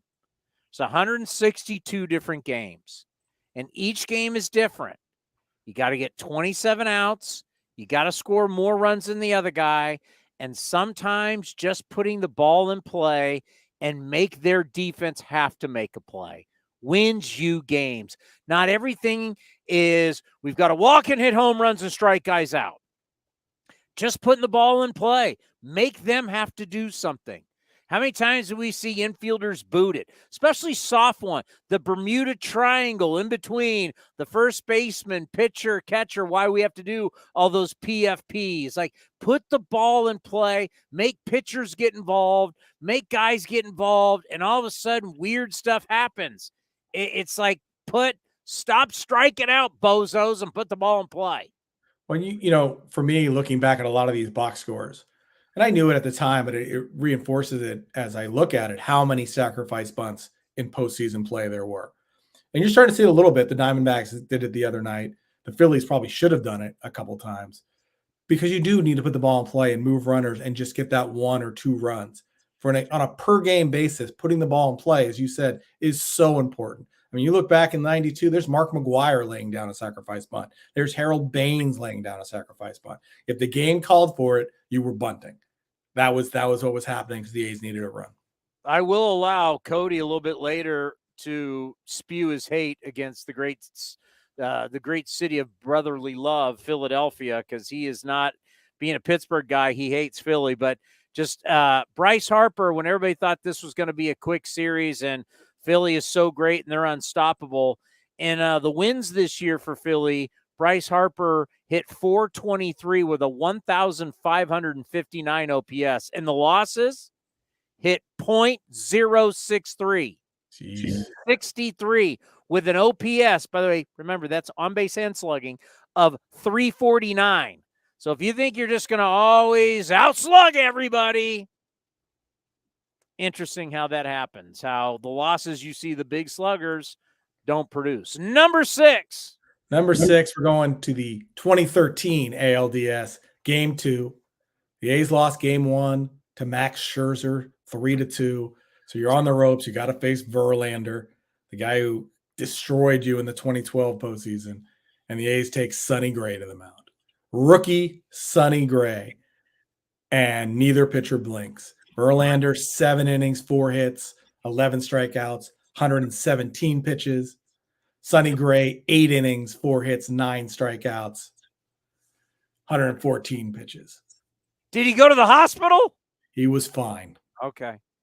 He was fine. Unbelievable performance by a rookie. And now we go to the bottom of the 9th. The A's load the bases with no outs. And Stephen Vogt, who up to that point in the game was 0 for 3 with 3 strikeouts, comes up against Rick Porcello, and he comes through with a walk-off. One of those walk-offs in the postseason. The A's don't have many of them, but that's one that lives forever. The Sonny Gray, Stephen Vogt combination. You catch a shutout, and you hit the walk-off hit to put the A's even in the series. That's a mighty fine day. I do have to say, personally, like in my career, that 12-13, we were on 95.7 The Game at the time. Those were some of the most fun shows, especially post-game shows. Down the stretch, 12. The last game losing, but everybody stayed there. Melvin called in after the game to the post-game show. I mean, how many managers call into the post-game show? People still remember that, said they were crying when they heard that. And then the excitement of 2013. Those are I always look at the 2012 A's like the We Believe Warriors. Mm-hmm. We Believe Warriors didn't win, but they meant so much to the franchise. I think the 12 A's and really the 13, that era right there was really special for us, for a lot of us personally too. Yeah, I think you're right. I think the We Believe Warriors is a good comp because a team that comes out of nowhere in 2012 definitely did. And the way they did it and how exciting it was and how hot they got at the end and the celebration, you saw how much the players cared. That poured into the fans in the stadium, how much they cared and how much they appreciated that team. And the visiting players noticed it, right? Miguel Cabrera had nothing but praise for the A's fans after that 12 series, and they felt it again in 13. I mean, those 2 games at the Coliseums, games 1 and 2, were incredible. Scherzer was great. Cespedes hit a homer off of him. That was the A's runs, but it was intense. And then winning game 2, just it was great. Unfortunately, game 5, you run into Verlander again. Again, number 5. Number 5 was this is when a player just takes over, and that was Ricky Henderson in game 2 of the 89 ALCS. This is against the Blue Jays. Game 1, which the A's win, Ricky stole 2 bases, which is great. but it's him breaking up a double play in the 6th inning. Carney Lansford's going to hit into a bases-loaded double play, but Ricky breaks it up at second base, causes the second baseman to throw the ball away, 2 runs score, gives the A's the lead. So Ricky beats you that time just with his hustle. Now it's game 2, and this is where Ricky just takes over. Singles to lead off the first, and before he has a chance to steal a base, Carney Lansford hits into another double play. Now they're trailing. He leads off the 4th with a walk. He steals 2nd. He steals 3rd, scores on a single. He's now in the head. Todd Stottlemyre, another future A, Blue Jay pitcher. It's in his head. It's in Ernie Witt's head. Now he's up in the 5th, steals 2nd again, steals 3rd. After the game, the Blue Jays say maybe we should just throw to 3rd to begin with because that's where Ricky's going to be. He steals 4 bases, 2 for 2, 2 walks, 2 runs, 4 steals. You know how many other players have stolen 4 bases in a postseason game? Nobody. 0. They had a big deal that Corbin Carroll stole 2 the other night. Ricky stole 4 in a postseason game. Nobody's ever done that. He was in the heads of the Blue Jays and the Blue Jays fans. So that's a great performance. But now game 4, it's Ricky. He hits 2 homers. He hits 2 homers in that game. That's the game that Canseco with the ball on the 5th deck. Everybody remembers that one? That was a bomb. That was a bomb. Ricky hit 2. For the series, 400, 8 steals, 2 homers, 7 walks, a 609 on-base percentage. Just dominating. But that game, too, to see a player just take over a baseball game like only Ricky could do, right? Because he could do it with bat, speed, power, anything it took, Ricky beat you. And he was in the heads of the Blue Jays the rest of the way.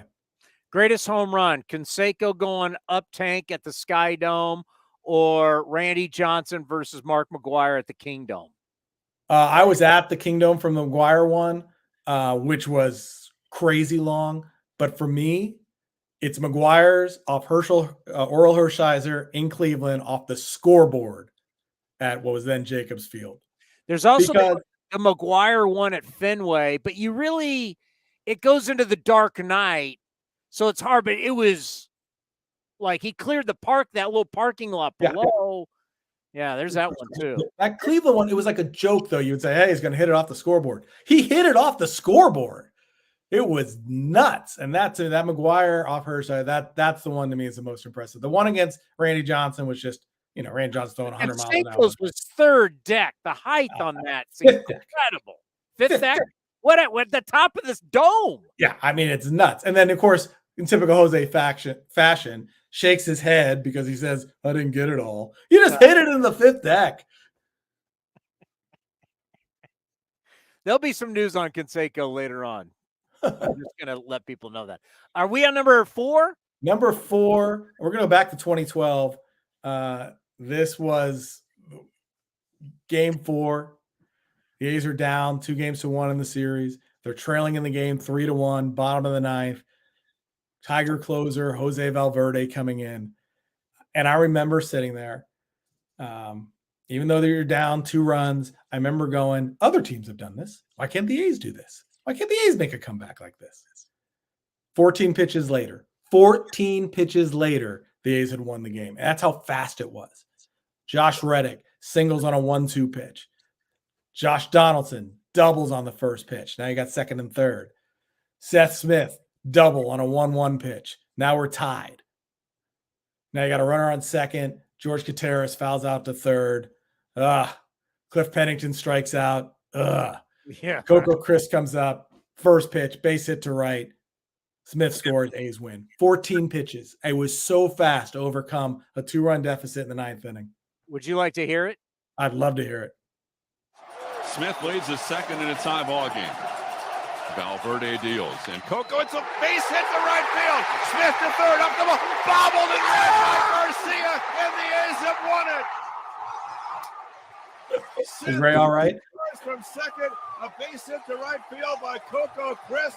Garcia charging from right, but he bobbled the ball, and once he bobbled it, it was a moot point. The A's are going crazy, back behind the bag at first, jumping up and down, and the A's have forced a 5th game with a 3-run bottom of the 9th inning, and they beat the Tigers by the final of 4-3. Unbelievable. 15 walk-off. Anytime we can get our beloved Ray Fosse, I miss him so much. He was such a great man. And quickly, as we got to get through this, but I know you are very, very close with Ken Korak. I know it has to feel a lot of sense of pride and a lot of love, the fact that Ken Korak is on the list now for the Ford C. Frick Award. Yeah, it's amazing. I'm so happy for Ken and so thrilled. And what a ballot. All 10 of those guys, unbelievable broadcasters with such great history, and for Ken to be a part of it. And it was so well deserved. I mean, Ken fits right in with all those guys. I mean, Ken's the best. Number three, this is game 1, 72 World Series, right? The first World Series game the Oakland Athletics had played, and Gene Tennis, who had 225 in the regular season with 5 homers. Nothing player. Went 1 for 17 in the ALCS. However, the one hit, the RBI single, that was basically the game-winning RBI in Game 5. And now here he is in the World Series. Hits a 2-out, 2-run homer off Gary Nolan. Then a 1-out solo homer in the 5th. Both of those homers gave the A's the lead. First player to ever homer in his first 2 World Series at bats, only matched by Andrew Jones in 1996. Unreal. Comes out of nowhere. You don't think Gene Tennis, the Reds are feeling good. There's no Reggie in the A's lineup. And they're playing Gene, 225 hitting Gene Tennis. This is going to be easy. And Gino and what a series for Gene Tennis, right? 348, 4 homers, 9 runs batted in, series for the ages, a coming out party, and that spurs his career. He becomes an all-star player for the next 5-6 seasons because of what began in the 72 World Series out of nowhere, Gene Tennis. He went from no one knew who he was to getting death threats. Yeah. Think about that. Come to the ballpark, Gino. Like, no one even knew who the hell this guy is in Oakland. And next thing you know, it's like, I mean, and then because I remember as a little kid, because he'd end up coming to the Padres, it was like a big deal. It was Gene Tennis, right? That World Series. You want to talk about a World Series putting somebody on the map? Wow. Yeah, and Gene Tennis, he was such a player before his time. This was a guy who walked a ton and hit homers. And he was the Billy Ball player, the Billy Bean Billy Ball player. Did Billy Bean grow up liking Gene Tennis? Because he should have. He must have. I mean, he must have appreciated that he could walk and hit for power and be Gino. I mean, just, Gino would get another World Series ring in 82. He was part of the Cardinals in 1982. Don't forget, he's got 2 more on the staff of the Blue Jays. Exactly. This guy's got a lot of hardware. Gino, we've talked to him about it here on A's Cast Live. He's been a part of a lot of championship baseball. He's got a box of rings. All right, number 2. So number 2, these last 2, these are very personal to me because I think these were the postseason moments that just stand out for me more than anything. And number 2 is Frank Thomas in Game 1 of the 2006 ALDS. And why? Because last day of the season, the A's don't even know who they're going to play. The Tigers or the Twins. And you don't want to play the Twins because you're going to have to face Johan Santana in Minnesota. And Johan Santana was the best pitcher in baseball. 19-6, 2.77 ERA, but even better down the stretch. He had a 1.54 ERA. He'd become unhittable. Doesn't walk anybody, strikes everybody out. You just don't want to face him. And there's Frank Thomas leading off the second inning, 0-0 game, boom, homers. And it was like, well, wait a minute. We can do this. Frank Thomas.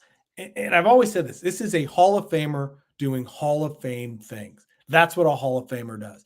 When you think you have no chance and Frank Thomas comes up and homers and just opens the door, that actually started a rally. Scudero would later double in a run. Hits another base hit off Santana later in the game. And then in the 9th inning, it's a 2-1 game. And Frank Thomas hits another home run, this one off Jesse Crane. Just a 2-homer game that when you needed it most, you needed to win that game. That's what a Hall of Famer does. And for me, that was an unbelievable performance to beat the best pitcher in baseball. And you did that because of Frank Thomas. I always like when we have Frank on to always talk about how, no matter how great, and you'll always be remembered as a White Sox, and you're in the Hall of Fame as a White Sox, your best year, the year that you remember the most, and it meant the most to you, wasn't the 2 MVPs. It was the year in Oakland, no question. All right, number 1. And number 1, this is the A's make it back to the World Series in 1989. They still have the stank of the 88 World Series on them, right? And the fans, as a fan, we felt it too. We're back in the World Series. And now we're going against the Giants. We cannot lose this World Series. We're still feeling the pain from the Dodgers series. Losing to the Giants would have been just awful. And Dave Stewart takes the mound and says, no, no, no. 5-hit shutout, 135 pitches, 1 walk, 6 strikeouts. The only time he faces trouble is the 9th inning. Back-to-back singles by Clark and Mitchell. It's like, oh, the Giants are going to rally. It's 5-0. Bullpen, X starting to stir. And you could see Stu kind of looked down there and just shook his head and said, no, I got this. Strikes out Matt Williams, strikes out Ernest Riles, gets Candy Maldonado to ground to third. Ball game, 5-0. Giants, no chance. That to me was the performance in the postseason. That changed. It changed the feeling of the A's after that 88 problem that, no, we're going to be fine. And Dave Stewart's the man. Well, you and I are around Dave a lot at NBC. And we've had a lot of conversation with Dave. And Dave is adamant. I don't know what you guys were thinking. That was going to be easy. We always beat the Giants. He talked about they smoked them in spring training. They had no chance.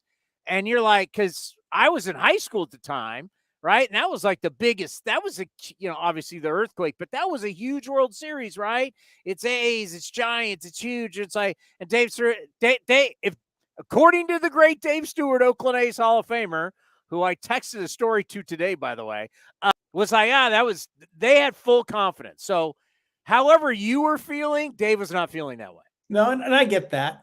I remember those spring training games. The A's just destroyed them no matter what it took. They'd come back. They had a huge comeback in one game. I think Dan Howard hit a grand slam for the A's to cap one off.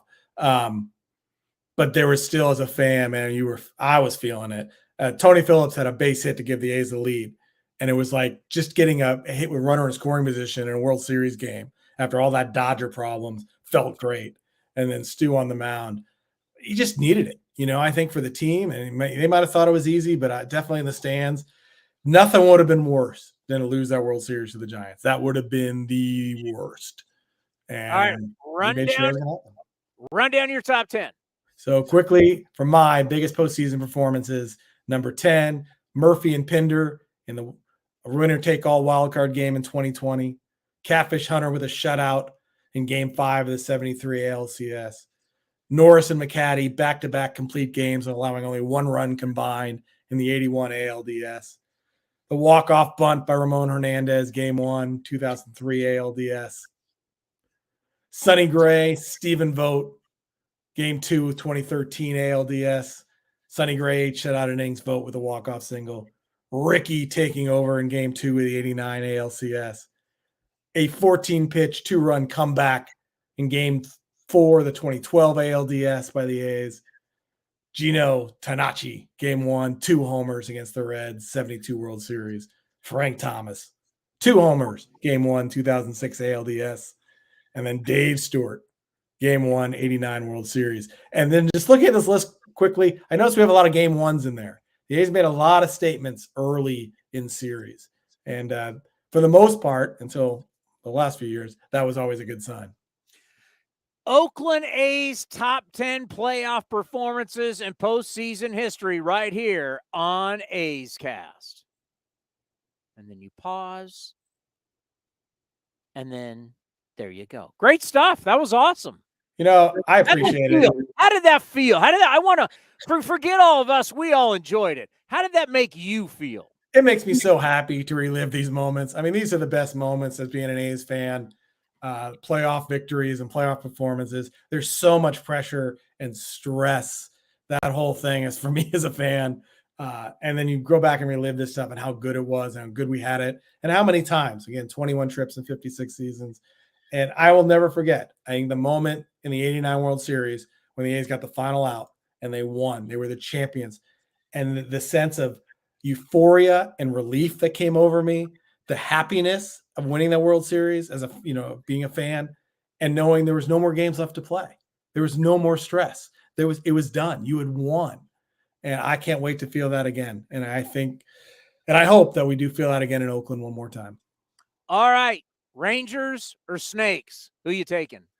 You know what? I still believe in Bruce Bochy, watching his way he used his bullpen in the ALCS, things that I didn't always agree with as a fan, and they always come up just like they always came up with him with the Giants. He never seems to make the wrong bullpen move in the postseason. And because of that, I think the Rangers are going to win it. All righty. We will talk to you soon. You be well. Good luck with everything guys. with the Pac-12 Network. Thank you. The great David Feldman. Up next, our baseball. We go from a historian to our baseball national. What do I want? Our national baseball columnist. That's what I want to say. Eno Sarris will join us next right here on A's Cast Live. Hey, it's Eno Sarris, your friendly neighborhood baseball scribe. There are two things I love, baseball and beer. When I'm not busy around the ballpark, you'll likely catch me back with a cold one at any of Fieldwork Brewing's 8 locations sprinkled across the Bay Area. Fieldwork's got a rotating lineup of over 20 beers on tap that's as diverse as any 26-man roster. They got everything from super juicy hazy IPAs to crisp pilsners and tropical sours that make your taste buds do the wave. Whether you're all about that draft life or prefer to grab some cans to go, Fieldwork's got your bases covered. Check them out at fieldworkbrewing.com to learn more. That's fieldworkbrewing.com. This is Chris Townsend and Commander Cody for Link Soul. The new summer colors and prints are in stock. The new polos, lightweight, all the colors you want. Fabulous. We got our new order. My wife is so happy that I'm dressing so much better. All thanks to Link Soul. You name it, whether it's polos, whether it's shorts, anything for your summer needs, you need to revamp your wardrobe. You go to linksoul.com and they got great summer deals. Go to linksoul.com. That's linksoul.com. If you're looking for a new mattress, Nest Bedding has you covered. Sleep on the same mattress Hall of Famer Ricky Henderson sleeps on. Nest Bedding is the #1 brand of online mattresses and the Bay Area's favorite mattress store. Take home the Easy Breather pillow.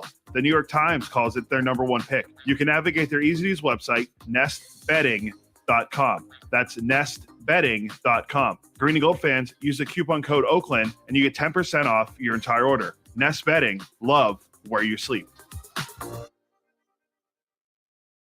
Thanks to the Xfinity 10G network, my little brother's friends won't leave our house. When I was their age, internet with basically no interruptions was a pipe dream. You sound like my grandpa.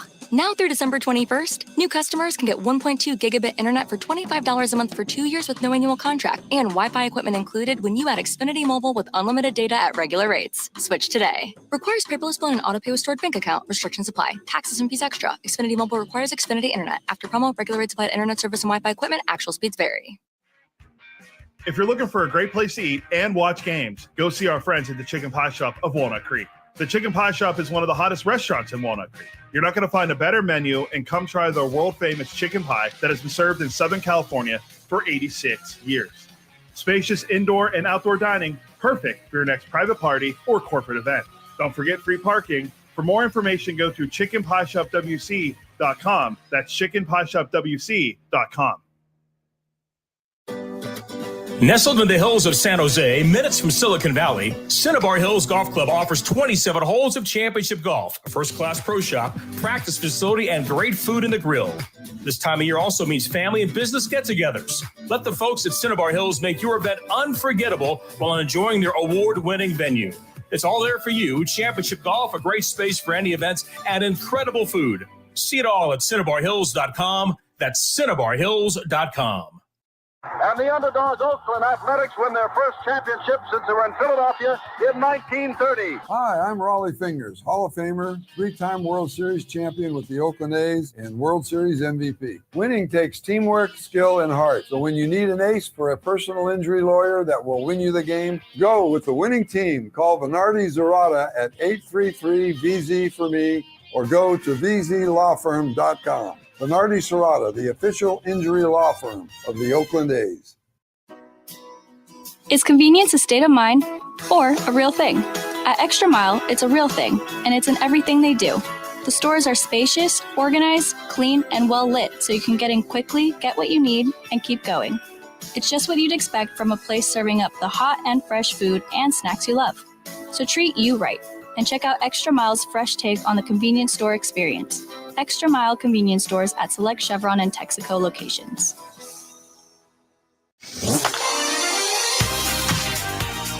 A's Cast Live continues from the studio.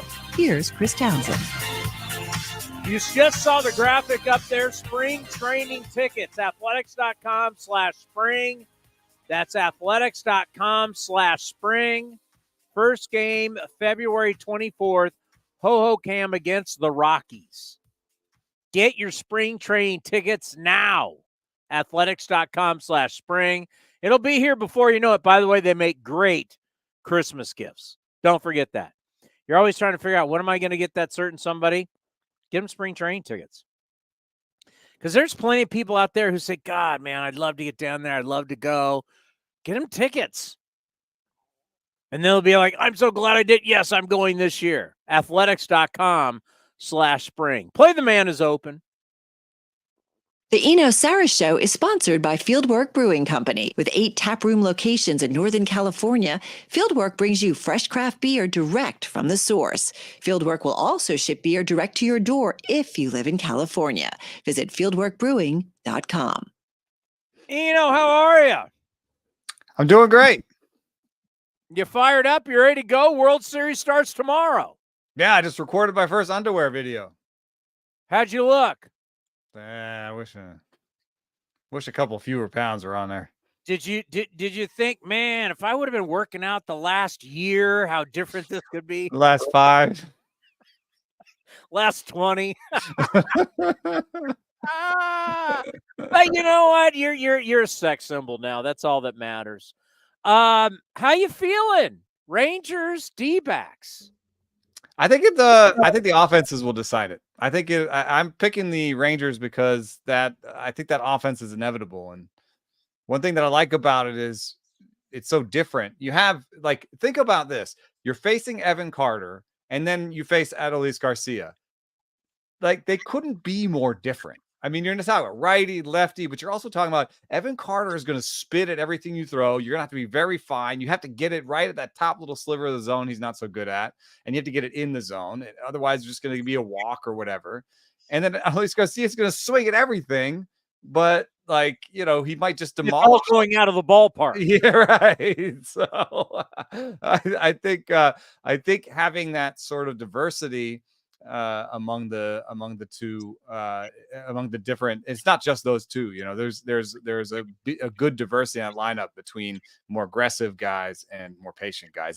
They as a team chased less than almost, I think, every team but 2 in the big leagues. But yeah, they're relentless. It's a relentless offense. Yeah, it's really deep down at the bottom too. Like when you're seeing Evan Longoria on the Diamondbacks, he's fine, but he's a veteran near the past his peak. You're seeing Jonah Heim and Mitch Garver and Jace Young is not even. It's not Jace Young, it's his brother Josh. Josh Young is a great guy to have that low in the batting order. So it's just there's really no rest.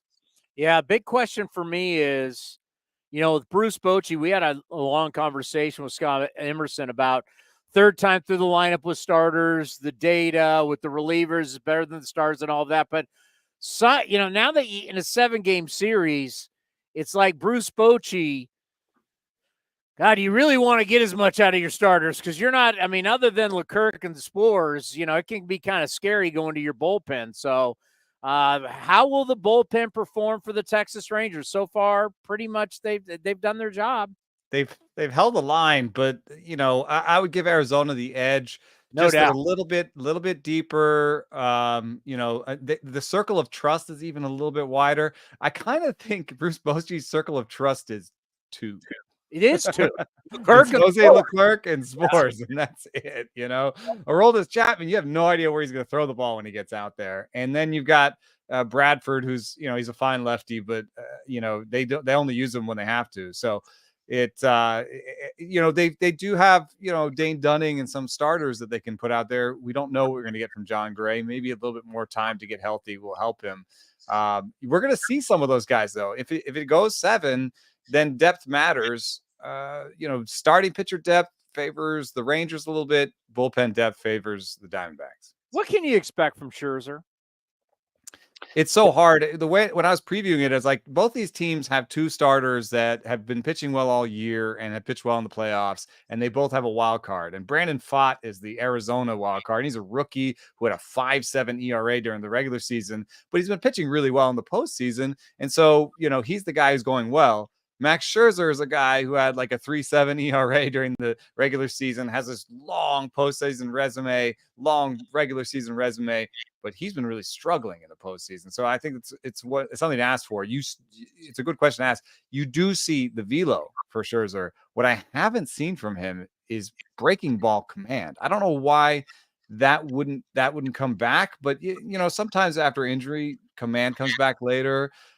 But he just hasn't been able to command those breaking balls. The velo's been there, but he's been spiking all those curveballs. And in today's league, if it's 2-0, you can't have to go to a pitch. You can't have to go fastball, and that's been a big part of what Scherzer's been able to do is, cutter, slider, curve. He throws so many breaking balls. I think he throws like 4 or 5 breaking balls because you could really break some of those up into separate breaking balls.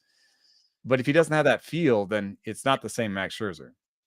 Did you ever think you would be looking at Nathan Eovaldi as a postseason monster? I mean, I covered the longest World Series game of all time, which they didn't win. He didn't win. A little story for your listeners. I was hungover. Oh, that's a long game to be hungover. Oh my God. Wow. The day before it ended at like 8:30, and I called a friend in LA and I was like, hey, let's go out in the town. Oh, wow. Somehow I was at a rave at like 3 a.m. the night before that game. And I remember looking at my phone and being like, wait a second, is this a rave? And I turned to my friend, I'm like, is this a rave? And he's like, yeah, I guess you could call it that. And I'm like, oh no, I need to leave. What time did you get home from this rave? Was the sun up? No, it was like 4 or something, but I had made this stupid thing.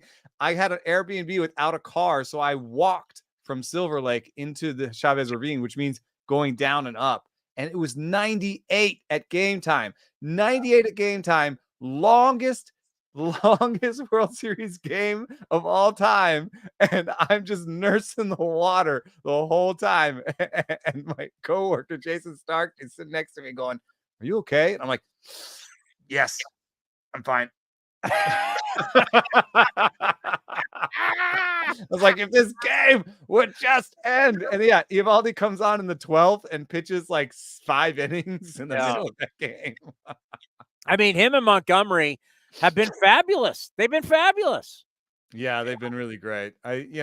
One thing that they do sort of teach me, which I keep learning over and over again, is just the value of having a lot of pitches, because what you saw from Eovaldi was he pitched well against the Astros once, and then he had to come back and do it again. And if you have to face the same team in a series this big, you have to do something differently. And he had enough of a pitch mix where he was able to do something differently. And I think that's true for Montgomery too. So, imagine just being kind of like, a 2-pitch pitcher or even a 3-pitch pitcher and getting through one game in a series and then seeing him again and just being like, oh, what do I do differently now? Well, how about the old school guys that would pitch 3 times? Yeah. It's pitch on short rest. Yeah. I mean, I only got so much. You're going to see, what I got, but then that just shows you masters of their craft where you do it 3 times in a 7-game set. How amazing is Bumgarner then? Because that's not even that long ago. And here's a guy who's basically a 3-pitch guy who he didn't really change what he did ever. At all. Yeah. And yet he pitched something like 45% of the Giants' innings in that World Series. It's interesting you bring his name up. We'll get to it in a sec. And I want to get how do the D-backs win this? But yesterday, a lot of talk with Melvin being announced, leaving San Diego now for San Francisco, and then Greg Johnson at one point, managing general partner, talks about how breaking even and, spending money, and fans just we need to spend all this money. Do fans realize that the 2 highest paid players, the highest paid player for the Rangers is DeGrom, the highest paid player for the D-backs is Madison Bumgarner? Neither guy will factor in this series. So we're all concerned about money. The 2 highest paid guys for each team will not factor. Well, there's this flip side that's weird too. There was a lot of people in Houston that said, oh, congratulations to the Rangers. They bought their title. They went out and spent all this money and just bought their title, bought their pennant. I think A, that's weak. And B, the payroll in Texas is like $3 million higher than the payroll in Houston. I don't think that's much of a flex. So I think it takes all kinds. I think it was difficult for the A's even when they were in the postseason to get by some of these teams that did spend more. I think that's part of what happened. But winning a lot in the regular season is totally possible if you have an interesting strategy, if you have a way to identify young players You that are nailed good. it. Not only did you nail it, but you nailed it. You thought it out. You were talking, and it was like a think tank process we were going through on this show, where you really started talking about, well, if you pare it down, then you think about the A, once you pared it down, the A's weren't as good when it's truly just your best. But if you can have a tremendous collection of all these different players that you use throughout 6 months in a regular season, you can make that happen. But once we get to now, you're paring it down to the best of the best. And how much could have one really high price free agent changed any of those teams? I mean, there was that one year where they fought so hard and they were so great and they got to the wild card game and they had to go with an opener in the wild card game, just because of what it took to get there. What if they just had one more pitcher? You know what I mean? That's what money can do for you. It's not a straight line between money and winning, and especially not in the postseason. But it's a complicated thing. Obviously, we had the Padres and Mets this year that didn't, make the most out of their salary. But if I was running a team, I would sure like to have more money to run my team. Yeah. Has anyone ever said I want less? Yeah, right. No.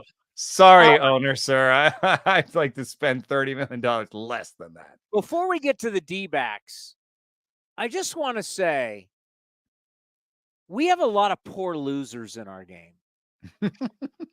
Like when you lose in the NFL, having worked in the NFL, when you lose, the other team beats you, right? Blocking, tackling, calling plays on offense, quarterback play, turnovers, all that. You lose, you go home. Right? We'll see you next.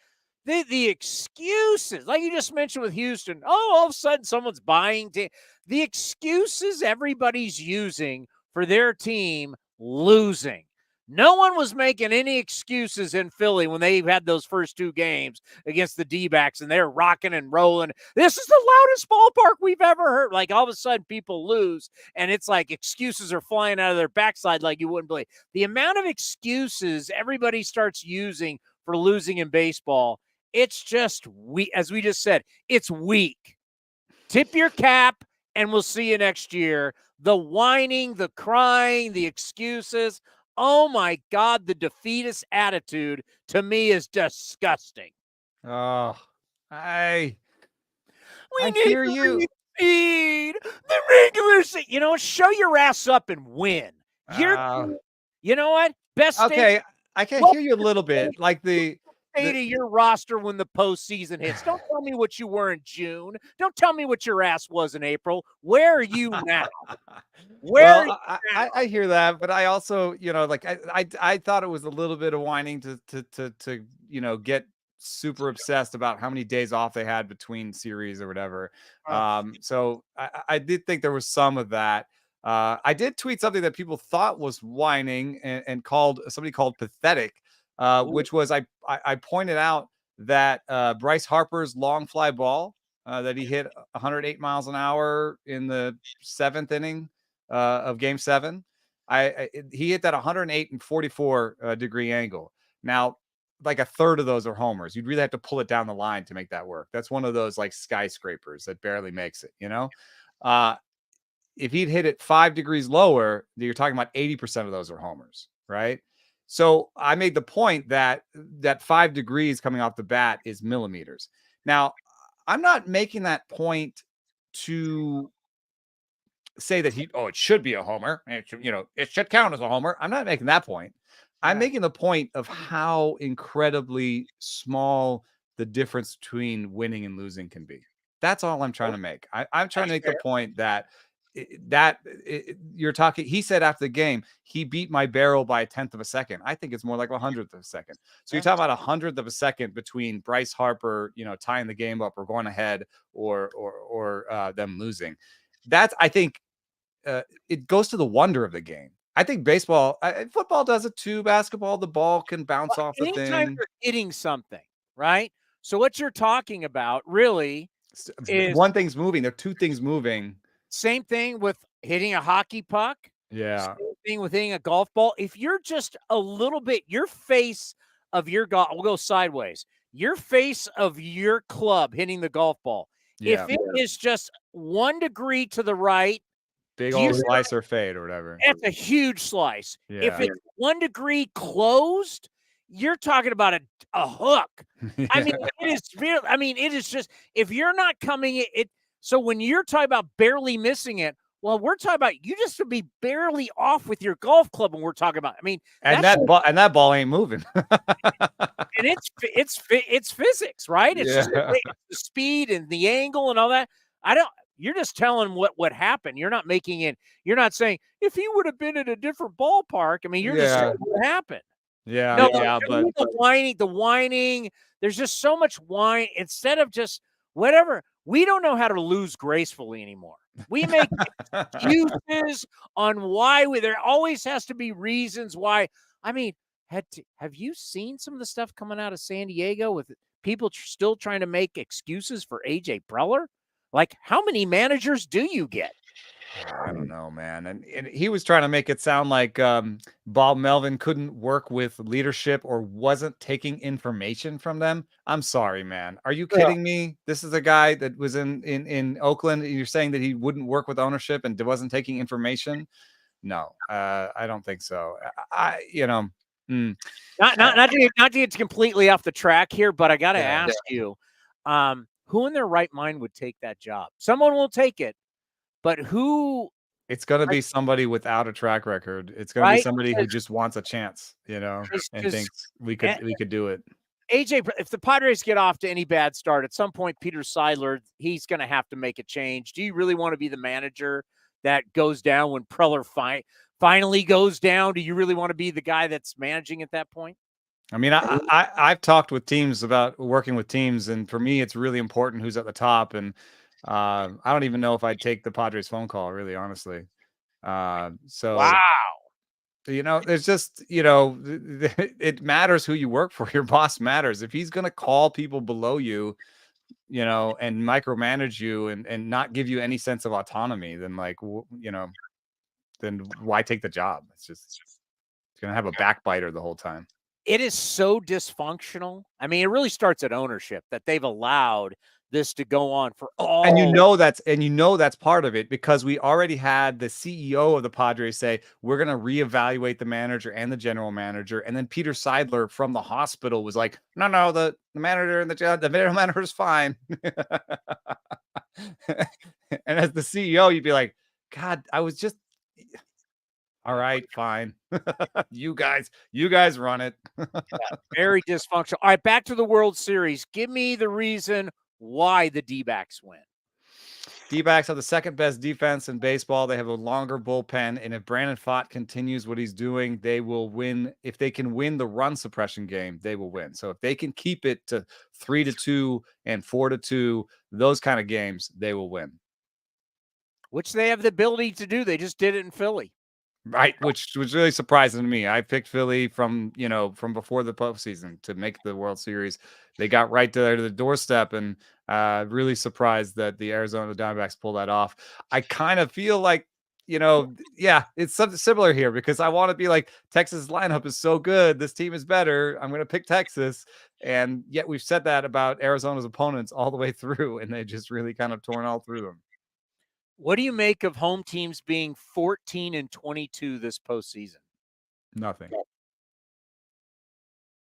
Do you know that regular season pace? That's a 63-99 record. I mean, if they had gone to extra innings, I might say something, because this new rule has changed how extra innings work. and there has been a weird reversed home field advantage for extra innings. But I can't. What would you say? Like what? Home field advantage to me, I think, in all sports is dead. Oh. I think we've just seen it so many times. I mean, we've now seen 8 seeds in hockey win the Stanley Cup. I just the days of, oh my God, you're going to the Boston Garden or you're going to Yankee Stadium, and these kids are home field advantage. I think for modern day athletes, it doesn't matter. That's a really interesting thing. So two things come to mind. One is that I have seen some proof that home field advantage is the weakest in baseball. So that kind of goes to what you're talking about there.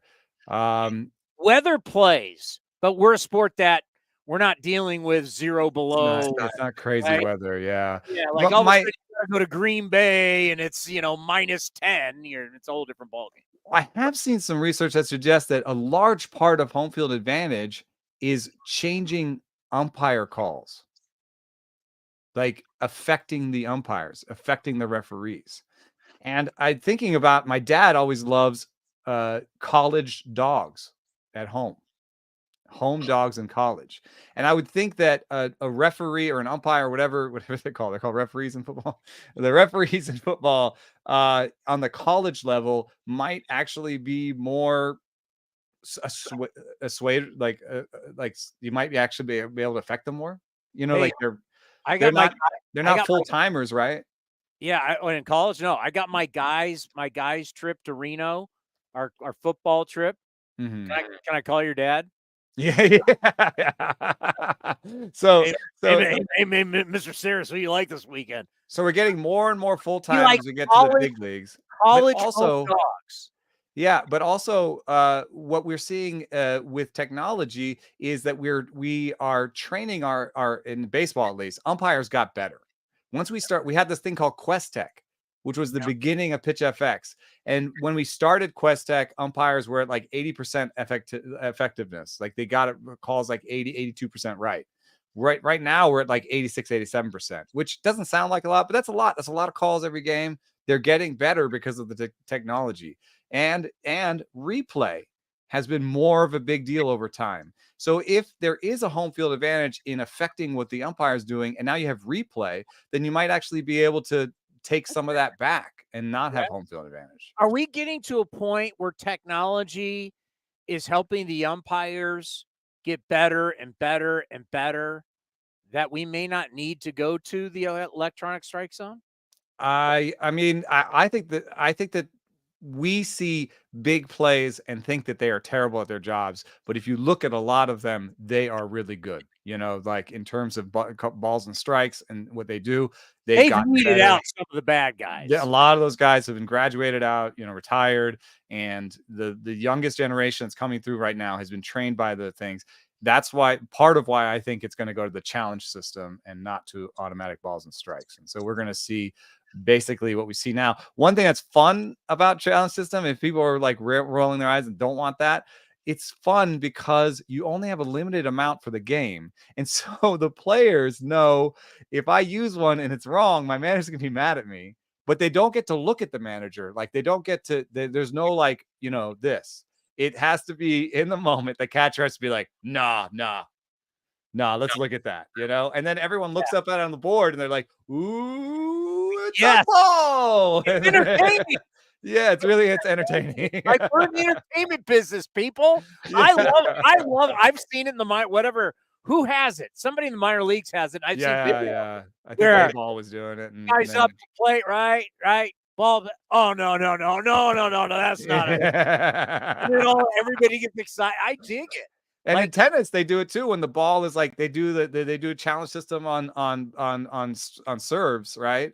And you actually hear the crowd go like, oh, when they see the call. We need like pads in front of us at our seats, so we can all vote on what it's going to be. We can all gamble on it. Going, he's right. That's happening. That's happening. I'm betting on this. Oh, you want to get fans into it?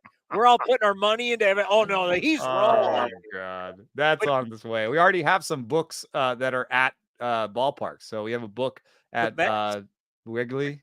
Have you heard about the Mets? Yeah, the Mets want to have a casino. Oh, man. Yeah, you can go look. I was in Newsweek or whatever. I was sending that around to people going, there's people worried about Vegas. They want to put a casino in Queens next to the ballpark.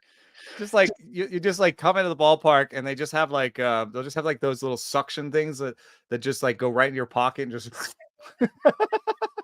Venmo. Yeah. I think it's good for baseball that these two teams are here. And I try to let people know, like, the ratings have actually been pretty good. And it's, you got to understand, like, let's go to the 4 teams. When you start looking at Philly, that's the 4th largest TV market. Dallas is the 5th. Houston's 10th. Arizona's 12th. So we're not talking about small American television markets. These are pretty decent-sized television markets. Arizona's tough. It's 12th. Yeah, I'm surprised by that. I don't think it plays that way in baseball. It's your television market. This isn't Kansas City, San Francisco. These are two markets that are far. San Francisco Bay Area is 5th. 6th. Yeah. Dallas. Oh, you're is saying 5th. Kansas City is below 12th. Yeah, Dallas is 5th. Dallas is a bigger television market than the Bay Area. Whoa. All right. Yeah, that's true. Oh, really? Yeah, It's like big. people. And you got to, people just don't understand with Phoenix, Scottsdale, Tempe, Mesa, it's actually a pretty decent sized market. This whole, it's like the bumpkins are playing each other is not, but the fact that we got numbers in the NL and ALCSs, it's good for, I think, to me, I believe it's good for baseball that we're not seeing the same, if it's not somebody from the Northeast and it's not somebody from LA, oh no, we're doomed. Yeah, and also I wonder if there's got to be some value into just new, like it's not the Astros, it's not somebody who's won one of the recent ones. Like both of these teams, haven't won in a while, and Texas has never won one. I think you can capture the national imagination with a team that's never won the World Series. You know what I mean? Like, okay, you're going Rangers. Yeah. Okay, I got to ask you a couple other baseball things. Becoming very obvious that former smart players who know analytics are now chic as the smartest man in baseball, as we used to call him when he was an A. Craig Breslow has got the CBO job with the Boston Red Sox. Stephen Vogt is going to be a manager. So you call them baseball nerds. I'm going to ask you, how are because years ago, most of the general managers were all former players. How do the baseball nerds feel that now it's the former players are now getting all the Sam Fold will be one of these guys at some point. It's the former players who know analytics. They're now getting all the jobs. That's now the trend. How do all the baseball nerds feel about that? Are they getting a little worried? One thing that's interesting is we've never had a GM come out of an analytics department.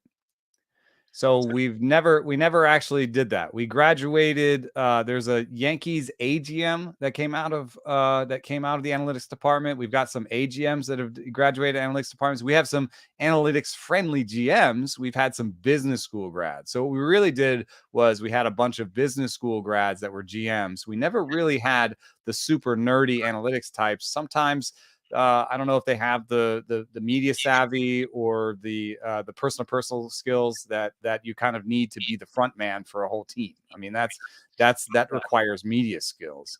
I do think that anybody who knows how to run a team or is running a team well right now knows that you have to take perspectives from the analytics squad and from former players and meld them together to be successful. You can't just take something and be like, oh, analytics spit this out, everyone do this now, without any sort of feel for how it's going to go down. I've had horror stories from players being like, we got there on the first day of camp and they put cones out for how we should run the bases. It's like, that sort of thing you need to be really careful about. So I don't know that anybody's mad on either side. I think you could be really good at it because today's players are also better at media. I think they have to consider how they interact with the media a lot more because there's more of it. They have to be on social media. There's all that. So the media aspect of the job, they're going to be out in front on. Yeah, we got 2 Princeton grads who are running the World Series. Obviously, Chris Young, we know about his background, hoops. I think he's one of the only guys to be all Ivy League in both hoops and baseball. Mike Hazen also played for Princeton. I believe he's the Tigers' all-time stolen base leader or something like that. So both these guys, I mean, Chris Young had a very good career, but so both these guys, Ivy League guys who are running, I just think it's interesting that former players coming back into running teams, kind of becoming the new model. We'll see how that goes. A lot of them are players that were very receptive to analytics coming up. No doubt. Chris Young and I had many an argument as a player about numbers. Sam Fuld was a guy I went to beeline in the dugout to talk to him. So if you want somebody on that level, my pick is Jed Lowry. Like he should be somebody that a team should pick up. The more former A's running teams makes it easier for guests, my friend. Absolutely love it. More guests for the cast. Exactly. Hey, it's not going to be hard getting the Giants manager now. Right. How do you feel, Melvin and the Giants? I think it's going to be good. I think that if there was something missing in San Francisco, it may have been just from reading between the lines of me talking to the players there. It may have been just that some people feel like didn't know their role. And not knowing what your role is really tough. And I think that is exactly what Melvin, everyone says about Melvin is he's the guy, where you stand with him. Like that's what Melvin will tell you, hey, we need you in this way. And if you want to get you more playing time, this is what we're looking from you from. It's very clear what the hurdles are, what you're going to be doing, what the plan is in the short term and the long term. And that's the thing I think that made people in San Francisco a little bit nervous. Was I don't know if I'm pitching 3 tonight, 5 tonight, 6 tomorrow, whatever it is, And so having Melvin come in and be like, I am a good communicator. I will tell you exactly where you stand, brass taxes. I will tell you the truth. That's who Melvin is. I think that can really help them. There's two sides to every story. We know that in life. And the Athletic went pretty hard on the whole Kim Ng departure. And obviously, I'm not talking about your work, but some of your colleagues, they went, there's some tough things said about the Marlins. Kind of looking into it, though, there's more than what was really reported. I don't think people really realized that Derek Jeter was running the whole thing. Even when Kim Ng was supposedly the GM, people in South Florida go, Jeter was running the whole thing. So Jeter leaves. Obviously, there's that void between now Kim Ng and the owner, because Jeter was not talking with the owner, which all of a sudden I go, wait a minute, Jeter's an owner, but obviously he's not the rich guy, but he's not communicating with the rich guy. This was disaster, right? You can see why it didn't work. And once it was kind of explained more, when you hear from people who are down there, you now kind of understand why Kim Ng wouldn't be there anymore and why she would opt out, and they'd be okay with her opting out. They gave her an extra, they picked up the option, but there was more to the story, because it just, the way it got reported was just, they got hammered. The whole Jeter part of it is a huge part of it. What were your thoughts on it? My sense is that there's, I talk about organizational inertia a lot and how hard it is to change, turn the ship, as I talk about sometimes on the show. And I think that there are elements that are long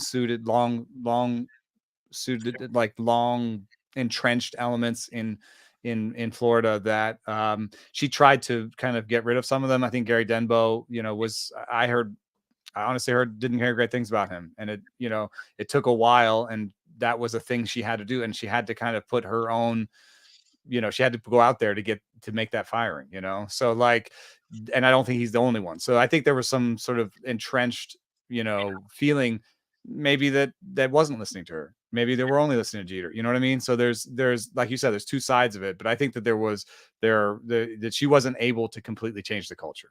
No, Jeter was the culture from what I exactly. And she was brought in by Jeter. So you can kind of see once Jeter left, like, no matter, you can bring in Jake Berger, you can have some good moves, but in the end, the whole Jeter thing, he now vaults off to doing car commercials and Fox, and everybody forgets about all the stuff that Jeter put forward. You said you wouldn't take the call from the Padres. If Craig Breslow called you from the Red Sox, would you take the call? Oh, yes. You like that hire? I like him. Yeah, I like him. I like the hire. I think that their number one need is pitching development. I think that I think they picked a good guy to turn that around. I know that he's the top guy, and he's not necessarily just the pitching guy, but I think that having somebody up there that cares about pitching the same way that he does will be huge for them. They obviously they're an exciting team right now. They got a lot of young hitters that have just hit the big leagues. If they can turn around pitching at all, that's going to be a good team shortly. So what's different? And we love Breslow, right? Loved having him on the show. He's a great pregame guest. But what's different? Like Chaim Bloom didn't care about pitching. Like, what's the difference between Breslow and Chaim Bloom? Of course, Chaim Bloom didn't play in the big leagues. Yeah, I don't know about that. I have asked around a little bit about that. One thing I heard was a lot of cooks in the kitchen and not a lot of accountability is a word that people use, or just like not a really like streamlining. Let's get this done. It was a lot of like, oh, what should we do? What should we do? As opposed to, getting it done.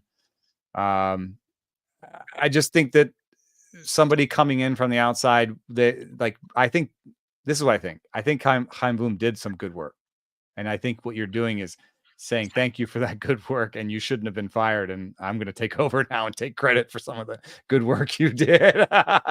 and also, not to be fair to Craig, like he's going to put his stamp on it, but like it's not. You're not taking over the Royals and being like, oh, or the White Sox, who I've heard just like it's like you're more at zero. Yeah, you've had some harsh words for the White Sox. Good luck, Chris. Yeah. So the Red Sox, I feel like you're taking over someone who's closer to the finish line, and you're kind of putting them over the hump. If you all of a sudden became a multi-billionaire and you bought a team and you're like, money's not a problem.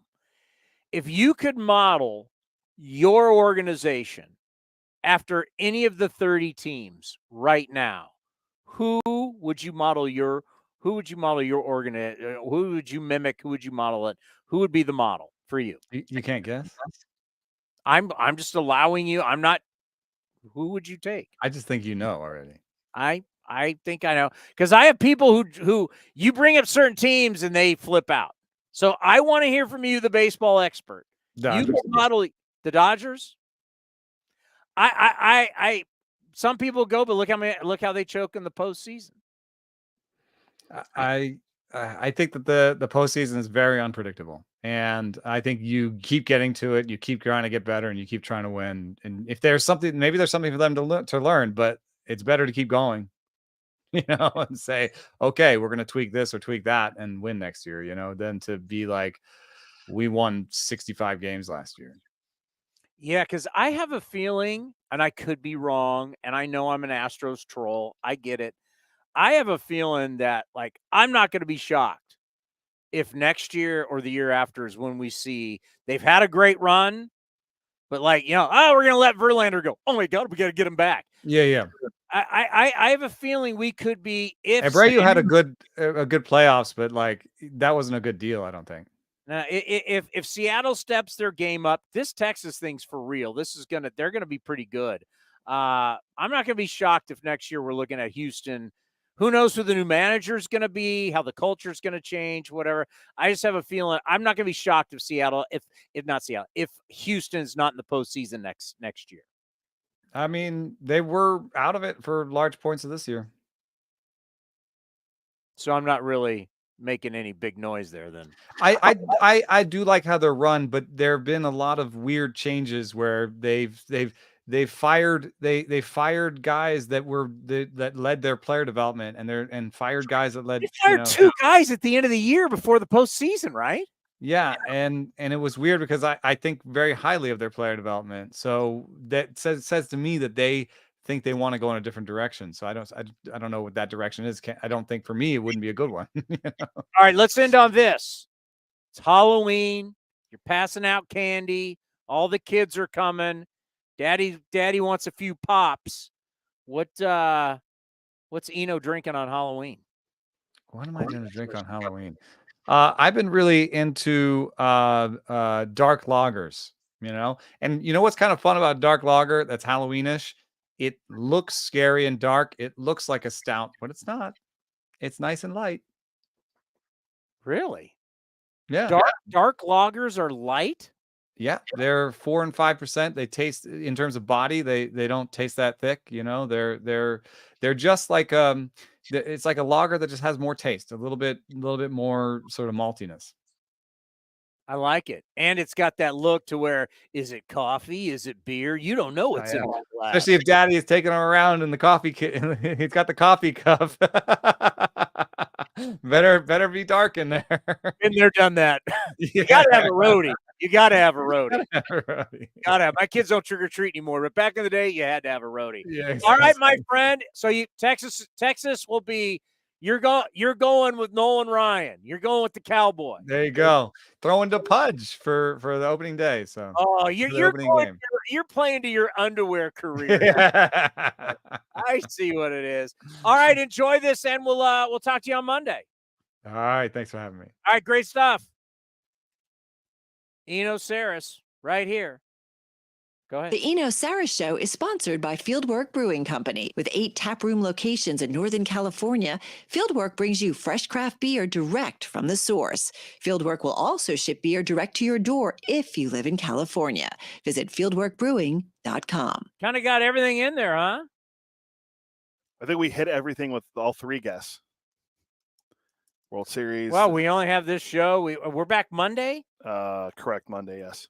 Monday at 1:00. We're going to have... so we'll have only 2 games in the books. Yes, Game 3 would be Monday night. And we're starting in Texas. Correct. So it's Monday, Friday, Saturday. Then it's Monday, Tuesday, Wednesday. God, I wish we would start tonight. Have Sunday off. Because it's... Have Saturday off and then play Sunday, Monday. Yes. Well, no, the 3 games in a row. It's Monday, Tuesday, Wednesday. No, you'd have Saturday off. Today's Thursday, right? Yeah. So you'd have Saturday off, and then you play Sunday and Monday. And Tuesday. Correct. But we're on Monday, so I would have liked that. Yeah. I'm being selfish. It's about us, not the baseball schedule. Smart to not play on Sunday against the NFL. Correct.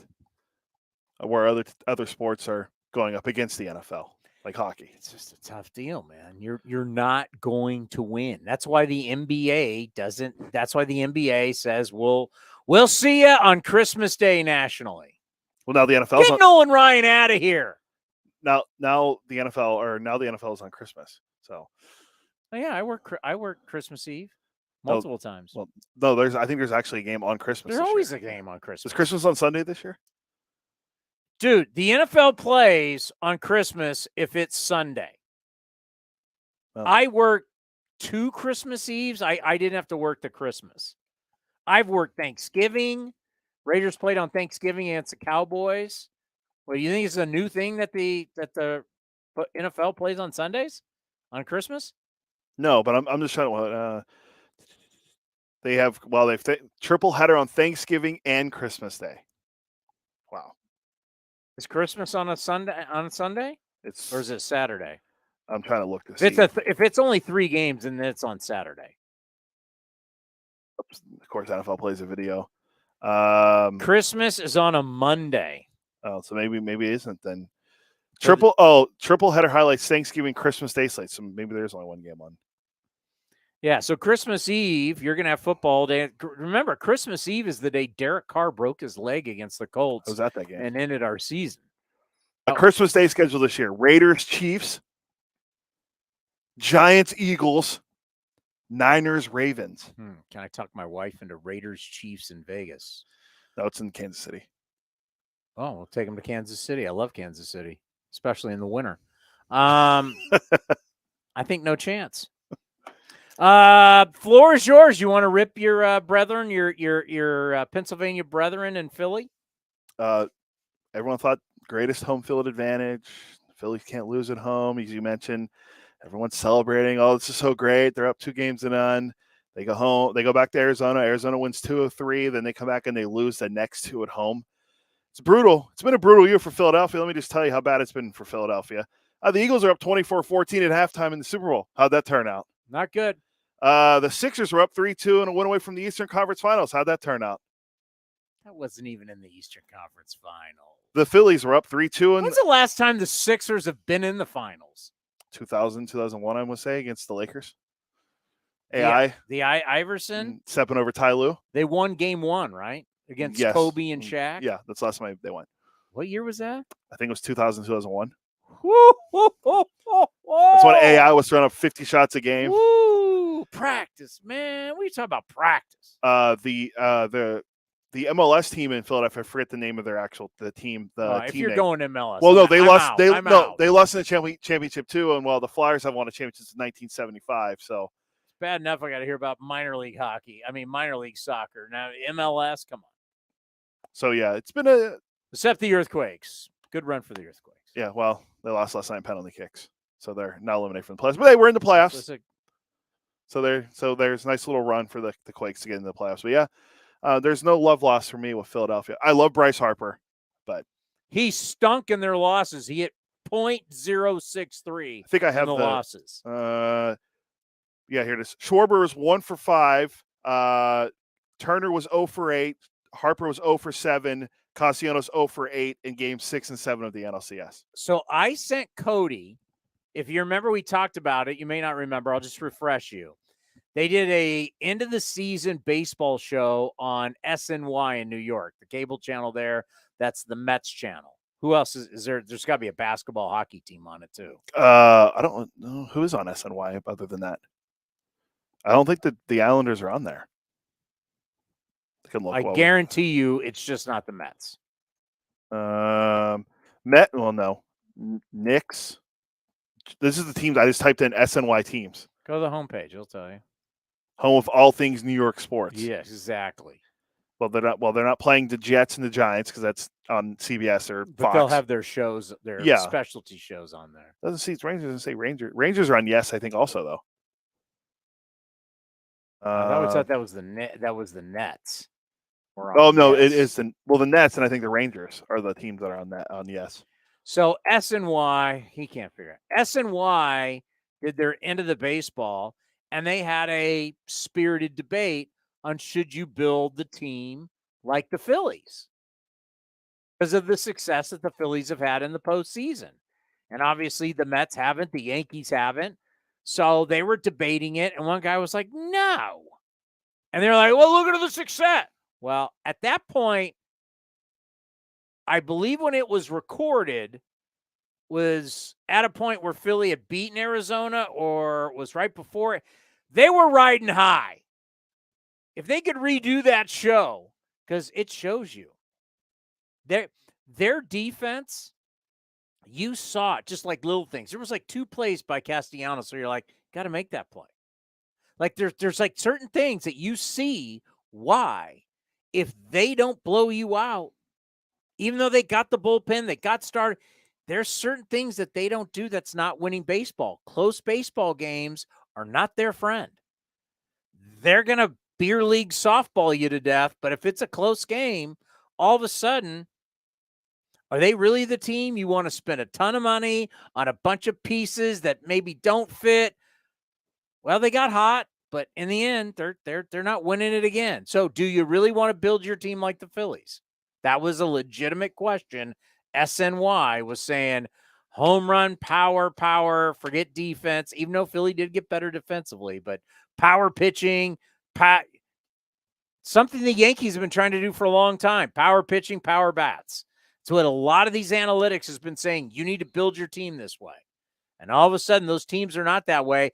And you have a lot of people, especially you see on Twitter out there, who they don't like to see. D-backs only won 84 games. That's why I come back to what's the state of your roster when the thing starts? What was Atlanta built on? Home runs. These teams that are built on home runs, what happens when they face the best? Everything gets pared down. We've talked a lot about this. Everything gets pared down. You're not facing the worst pitchers. You're facing the very, very best. You may not be hitting home runs. Well, how are you going to win? Home runs still play. I mean, the numbers show it. You out-homer the other team, you're 24-4. I get it. But what happens when Atlanta didn't hit home runs? What happens when Philly didn't hit home runs? They go home. I like the comparison that the notes did with the D-backs and the Royals. from when the Royals were in the World Series. They didn't hit home runs at all. No, they hit for contact. They did the little things. They bunted guys over and they stole bases and they had good base running. And that's what Arizona is good at. And you look at, you're right about hitting the home runs. I mean, the Braves failed. The Yankees have never been able to get postseason success. They were swept in the ALCS last year because they couldn't hit any home runs. And the Astros just, just kicked their ass, essentially, is what I'm going to say, is that's what they did last year. The Braves, same thing this year. Like, their pitching failed them. The Phillies, yeah, they have Zach Wheeler, but Aaron Nola has been so up and down. And Ranger Suarez, they pay Taijuan Walker $72 million. He didn't even do anything for them in the postseason. And by the way, for everybody yesterday, I did not pay attention. It almost makes me want to throw up in my mouth seeing Bob Melvin in to be truly honest, see him in a Giants uniform. But I didn't want to watch it. I love Bob. Bob will be on the show. I've texted with him. I'm happy for him. I'm happy he got out of San Diego. San Diego. Remember how many people were asking me, "You gonna go to San Diego if Melvin goes?" San Diego is so toxic. It's terrible. I mean, it's a joke. It is such a joke. But anyway, you were sending me some stuff, and a lot of people, everybody's flipping out about, it's Greg Johnson, right? Managing General Greg Partner Johnson. now. They've had a lot of different managing general partners lately. But yeah, managing general partners, hey, in the end, we really want to break even. And everyone's like, what about the money? Let me give you the 1, 2, 3, 4, 5. The top 5 highest paid guys on the Rangers team that's representing the American League in the World Series. You ready? Can I ask you a question? Does it include? Never mind. Go ahead. Go ahead. I was like, does it include Scherzer? Of course it does. Okay. All right. Top 5. Number 1, Jacob deGrom. What did he do to get them here? Number 2, Corey Seager. Okay. deGrom's at $37 million. Seager, $32.5. You get credit there. Good so player. 1 on the credit, 1 on the didn't do squat. Number 3, Marcus Semien at $25 million. Good player. Did a lot. Played every game. Hasn't done anything this postseason. He would go in the hasn't done squat category. What's he hit in the postseason? Oh, I have to look. Tell me what Marcus Semien has done this postseason. Love Marcus. We love him to death. I'm just trying to prove a point about money. Give me a second. Go through the rest and I'll get Just it. Marcus Semien Baseball Reference. Well, they won't have postseason on there. It would be regular season. No, they have postseason Oh, yeah. play. Yeah. What are you doing? Yeah, I forgot. Marcus Semien in the postseason. Tell me what a monster he's been. In the ALCS, he hit 207. In the ALDS, he hit 214. And in the AL wild card, he hit 111. Okay, so Marcus Semien, these are his 3 series. Wild card, he hit 111. Oh, what videos are playing? All right, so in the wild card series, Marcus Semien hit 111. In the ALDS, he hit 214. And in this last series, he hit 207. Now, the first one, 111, he was having a baby. They said, Marcus Semien has not hit at all this postseason. No home runs. No home runs, and he's hitting probably, you're trying to get the average. It was, up. it's going to be probably it's going to be under 200 because close enough because of the 111. That's going to drag it down. Yeah. So 111, 214, 207. That's in that no home runs. Number 4 at $22.5 million, Max Scherzer. What's he done for you? And now he's a cut on his thumb. Said it won't bother him, but nothing. He's done nothing. So we're at number 5, Martin Perez at 19.7.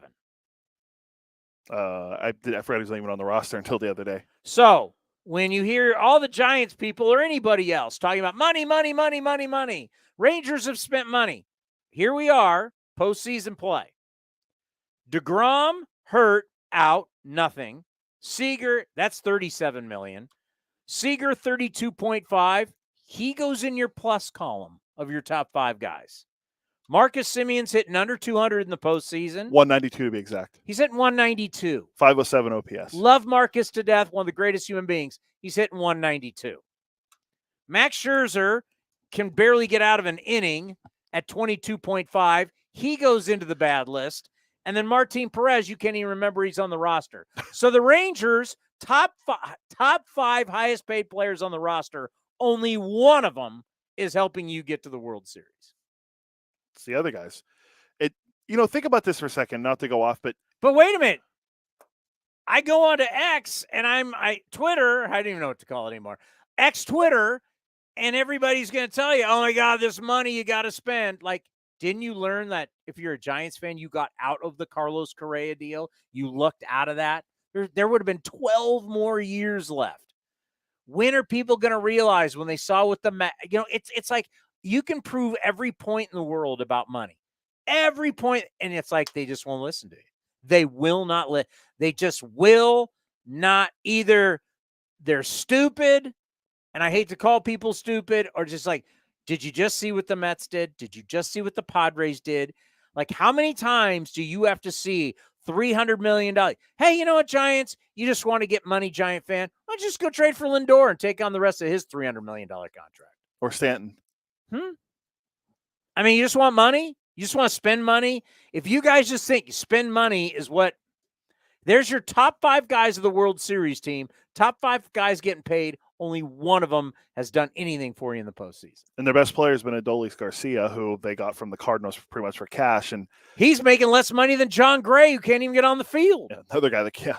I mean, their top guys that the Rangers are paying have done nothing. These are not the guys, other than Corey Seager, these are not the guys that have gotten you to the World Series.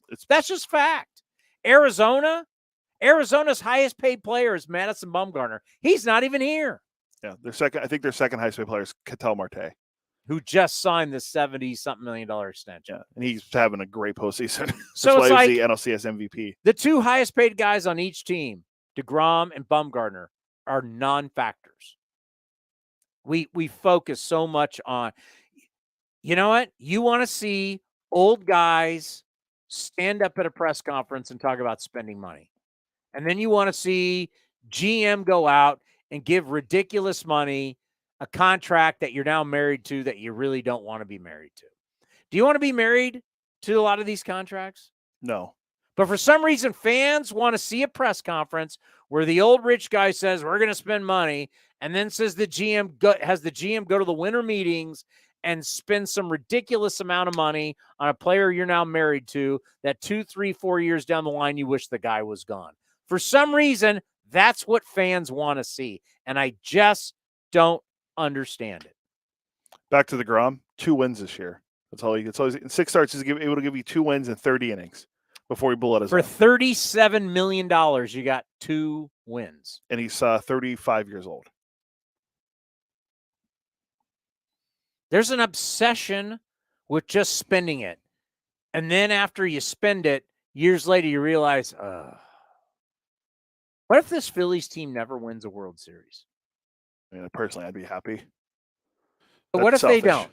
What if they Selfish don't? of me. Look at some of the look at all the praise that was thrown on the Phillies as they were riding high, right? Phillies were riding high.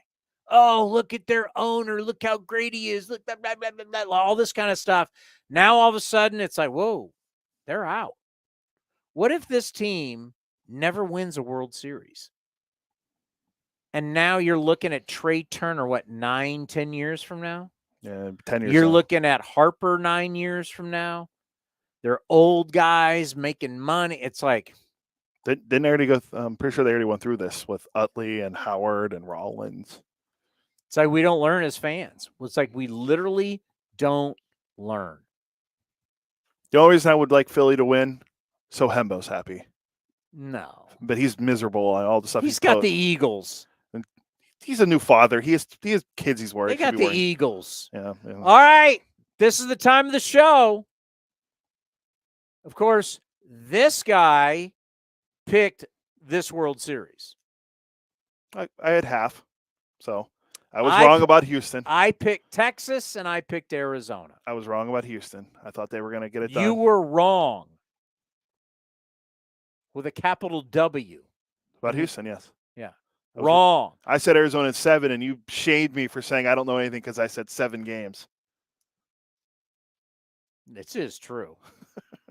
By the way, you heard that the model is not the Astros from Eno Sarris, that the model is the Dodgers. You heard that. Correct. I thought he was. I thought two teams when he said that. I thought Dodgers, and I thought the other team that can't win in the postseason or score runs. The Rays. Isn't this amazing? By the way, a lot of people are kind of rethinking their analytics department. Unfortunately, my friend John Shea, I love John Shea, and I know everybody wants to hear a certain narrative. That was a very flawed article that he wrote in the San Francisco Chronicle. There's a lot of people, especially the New York Yankees, who have spent more money than anybody else on their research and data, or they call it research and development. It's R&D departments. No one spent more money, and now the Yankees, after that explosion happened during the season where they had the minor league player come out and talk about what they're trying to teach and what they're doing, and the New York media went, what? And then started questioning the Yankees. Brian Cashman had to come out and say, yeah, we're going to really rethink what we've been doing. That wasn't in John Shea's article. Not having a huge analytics department, which it's not even called analytics department. They're called research and development or research and data. Great. What was he? Oh, the Rays have the biggest. Yeah. They have like 44 people. Great. The Rays just didn't score a run back-to-back postseasons for 33 innings. And they're even starting to rethink theirs. Having a lot of the baseball nerds, a lot of cooks in the kitchen. Boston, you just heard that. Boston is going to restructure too many guys. Baseball. Did John Shea not hear about how the commissioner wants to make sure they all get smaller in these departments? That they're going to force maybe how many guys you can actually have? Did John Shea not hear about this? You're trying to equate how many guys you have in your analytics department? I get what you want to say about an owner, but research the game and see what's going on. I mean, come on. Plus, our analytics, the A's analytics department's always been small. Oh, was anybody talking about our analytics department in 18 and 19 and 20 when we were in the postseason? No. I'm not trying to stick up for anybody. I don't have to. I was texting with the great Dave Stewart today about an article about a certain group who signed an agreement with Oakland and the Coliseum. That group is now suing each other. There's so much stuff that goes on that there's only one side that's being talked about. All right, it's your time. Well, real quick, by the way, the Red Sox is funny. Someone put this out on X. Funny, the Red Sox are moving away from Chaim Bloom, a Yale graduate, and going to Craig Breslow, same initials, also a Yale graduate. What is the difference? Breslow played, and he was the VP of pitching for the Chicago Cubs. No, what's the difference is baseball is hiring baseball men again, but these baseball guys are trained in analytics. So the baseball nerds who dreamt of being GMs and assistant GMs and running franchises, they're now in trouble. They're now, if you're not seeing the writing on the wall, like all of a sudden, baseball teams, the future is Sam Fold. The future is Craig Breslow. The guy with the Dodgers. Brandon Gomes. These guys, Chris Young. These guys who played this will be the future. This is what everybody is going to hire. And your dream of just being a data guy and getting to the top job is, whether you say it's unfortunate or not, is being squashed. All right, so you want me to give prediction here, huh? Prediction time. World Series. Because God knows you love to be right, and you haven't exactly been right. You picked the Brewers. They went down. Well, every team that beats the Brewers. You picked the Astros. You went down. It's good news if you're picking the Diamondbacks, because every team that beats the Brewers in the postseason 6 out of the 8 times has happened have won the World Series. So 81, 82, 08, 11, 18, 19, 20, 21, and 23. Yeah, you play the Brewers and beat them, you got a good chance. So this is a big one for you. Are you going Boch? Or are you going with friend of the program, Torey Lovella? Well, I'm going to stick it to the Bay Area.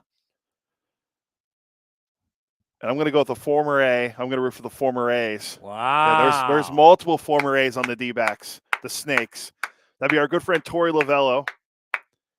And don't forget Jace Peterson is on that team as well. He's not on the team. He gets a ring. It's fine. He's not on the team, though. Stop. Well, Evan Longoria is on the team too, but he's a former Giant. I think the Diamondbacks are going to win in 7. Oh, my God. You're going 7. He doesn't know. He's afraid. You gutless 7. Hey, history's on my side. The last time the Diamondbacks were in the World Series, how many games they win in? With 2 of the greatest pitchers ever? 7. I'm taking Diamondbacks 7. I'm going Diamondbacks. Just call it sweep. I'm going Diamondbacks. Let me tell you why I'm going Diamondbacks. I'm going Diamondbacks because I believe in the man who's leading the ship. Ever since we met him and we've got to know him and we've seen him go through highs and lows, this hasn't been an easy ride for Torey Lovello. Not at all. This is a guy that tasted success and then a lot of defeat. But what do great leaders do? They don't change. He's never changed. And the players rally around that. The culture comes from that. Belief comes from that. And when you have your leader saying love, trust, commitment, and effort, give me everything you have. They have a support group for their players there. There's something special going on there. And Torey Lovello started that culture. And even in the bad times, he didn't change. And because he didn't change, the culture doesn't change. They've made some great decisions. And a lot of what they've done has been built off trades. Drafts, no question, some free agents, some international, but a lot of it is trades, and then it's draft. But the one constant's been Torey Lovello. Love, trust, commitment, and effort. I'm going Diamondbacks in 5. Oh, wow. All right. Gentleman's sweep, as they call it. Because what happens is when all of a sudden you're not hitting bombs, that's what we see. When I take away your strength, how do you then beat me? How do you compete? When I know what you do best and I take that away, well, you got to be able to have something up your sleeve. You got to have another club in your bag, as we say in golf. What do you got? If I take away the one thing that you do best, can you still beat me? What happened to the Philadelphia Phillies after the first 2 games? What did they stop doing? Hitting home runs. Once they kept them in the ballpark, it's game on. I keep the Texas Rangers in the ballpark, all of a sudden, or as Scooby-Doo would say, ruh-roh. I'm going Diamondbacks in 5. All right, so we're both D-backs, taking the D-backs. And boy, to watch everybody in baseball, it's not fair. Oh, you're going to do a little Rolling Stones? Yeah, so I want to promote this before we go. So we were sent this. This is what the album cover looks like. You want to do the honors taking the vinyl? I've not seen the vinyl yet. I don't have a vinyl player, but I do not. I mean, I haven't had one in probably. Our boss is a big vinyl guy. Probably haven't had one in 40 years. So I here's haven't what had a record player. Here's what the vinyl looks like. The Rolling Stones and Major League Baseball have teamed up to release a limited edition vinyl of Hackney Diamonds. Available exclusively at therollingstones.com. This extremely limited true collector's item will feature custom art for each of the 30 MLB clubs in pocket jackets housing single disc baseball white vinyls. Go to rollingstones.com to get yours, as we have the A's one now. So this is actually pretty cool. I never really had vinyl. I didn't grow up in the vinyl era. I know vinyl's making a big comeback now. So my parents have a bunch of vinyl. I want Mick Jagger and his tongue on the show. I don't get Mick on the show. I mean, I'm good at. I mean, I've had a nice track record of booking guy, and Mick's kind of out of my league. What are you talking about? Get Mick on the show. Now, if you want to get like a cover band of the Rolling Stones, No. I don't. There's a million cover bands for the Stones. I want Mick Jagger on the show. Why not? Why not us? Yeah, all they can do is say no. Hey, you want extremely good news if you're an Ace fan? The Diamondbacks lost 110 games 2 years ago in the World Series. Just saying. That's another reason why this is such a good story for baseball. Both these teams 2 years ago couldn't win. Both these teams are doomed. That's why it's good. It just shows you change can happen, and change can happen fast. That's good for all 30 teams. Yes, even for the New York Yankees. The Yankees this year, it got bad. And when the Yankees are questioning everything that they do, tells you a lot. It's a lot of people questioning. You had the Mets spend a record amount of money. They're questioning. You had the Padres way overspend. They're a disaster. You got a lot of people questioning, but you can say, well, hey, look what the D-backs did. When you establish the right culture, make some of the right moves.